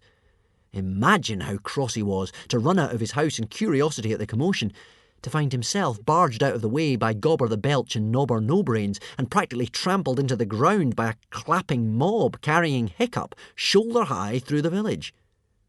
Hiccup, who was quite clearly, yet again, not dead, not drowned, not safely out of the way. The happy hooligans reached the door of their chieftain's house and banged on it, crying, "Open! Open up! They're alive! They're alive!" Stoic the Vast lifted his great hairy head as if he was dreaming, staggered to the door, and there on the doorstep was his son, Hiccup. Stoic the vast, terror of the seas, most high ruler of the hairy hooligans, oh hear his name and tremble, ugh, ugh, picked up his son and hugged him, while the crowd cheered and cheered.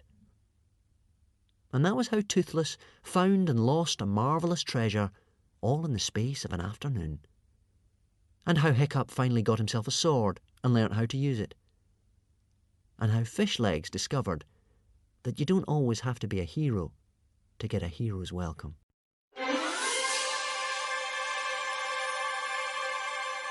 Epilogue. A few months afterwards, I had a dream. It was a dream about shipwrecks, perhaps because I'd been doing a lot of that lately.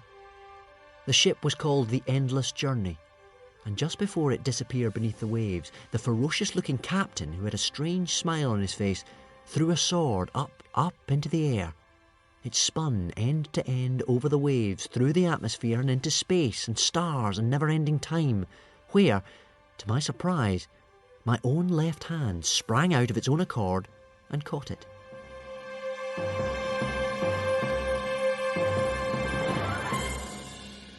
As soon as I awoke, I got up and brought out that uninspiring sword that Toothless had picked for me in the cavern of the treasure, the one with which I had fought Alvin the Treacherous. I turned it over and over and inspected the dull little object for quite half an hour, and eventually I found that by twisting and twisting it, the knob at the end fell off, and there was a small piece of paper rolled up in a little hollowed-out compartment inside. A small fragment of paper on which were written the following words: "The last will and testament of Grimbeard the Ghastly. I leave to my true heir this my favourite sword, because the storm blade always lunged a little to the left, and the best is not always the most obvious. Yours, in the hope that you will make a better leader than I was, G.G." Now I am an old man, the same age as Grimbeard the Ghastly when he got his dragons to swim down to the cavern with the treasure. Toothless and Fishlegs and I have kept the secret of what really happened on that terrible day all those years ago. But because I am writing my memoirs, I find I have to write it down, as it is such an important part of my journey to becoming a hero, even though I know I will never be able to show it to anyone of my own time. As soon as I've finished writing these papers, I shall lock them in a box. I shall throw that box into the sea, and I shall throw it hoping, like Grimbeard the Ghastly, that someday it may be found by someone who will be a better leader than I have been. Someone living way, way in the future, in times more civilized than those in which I have lived, where men can own beautiful and dangerous things and use them wisely.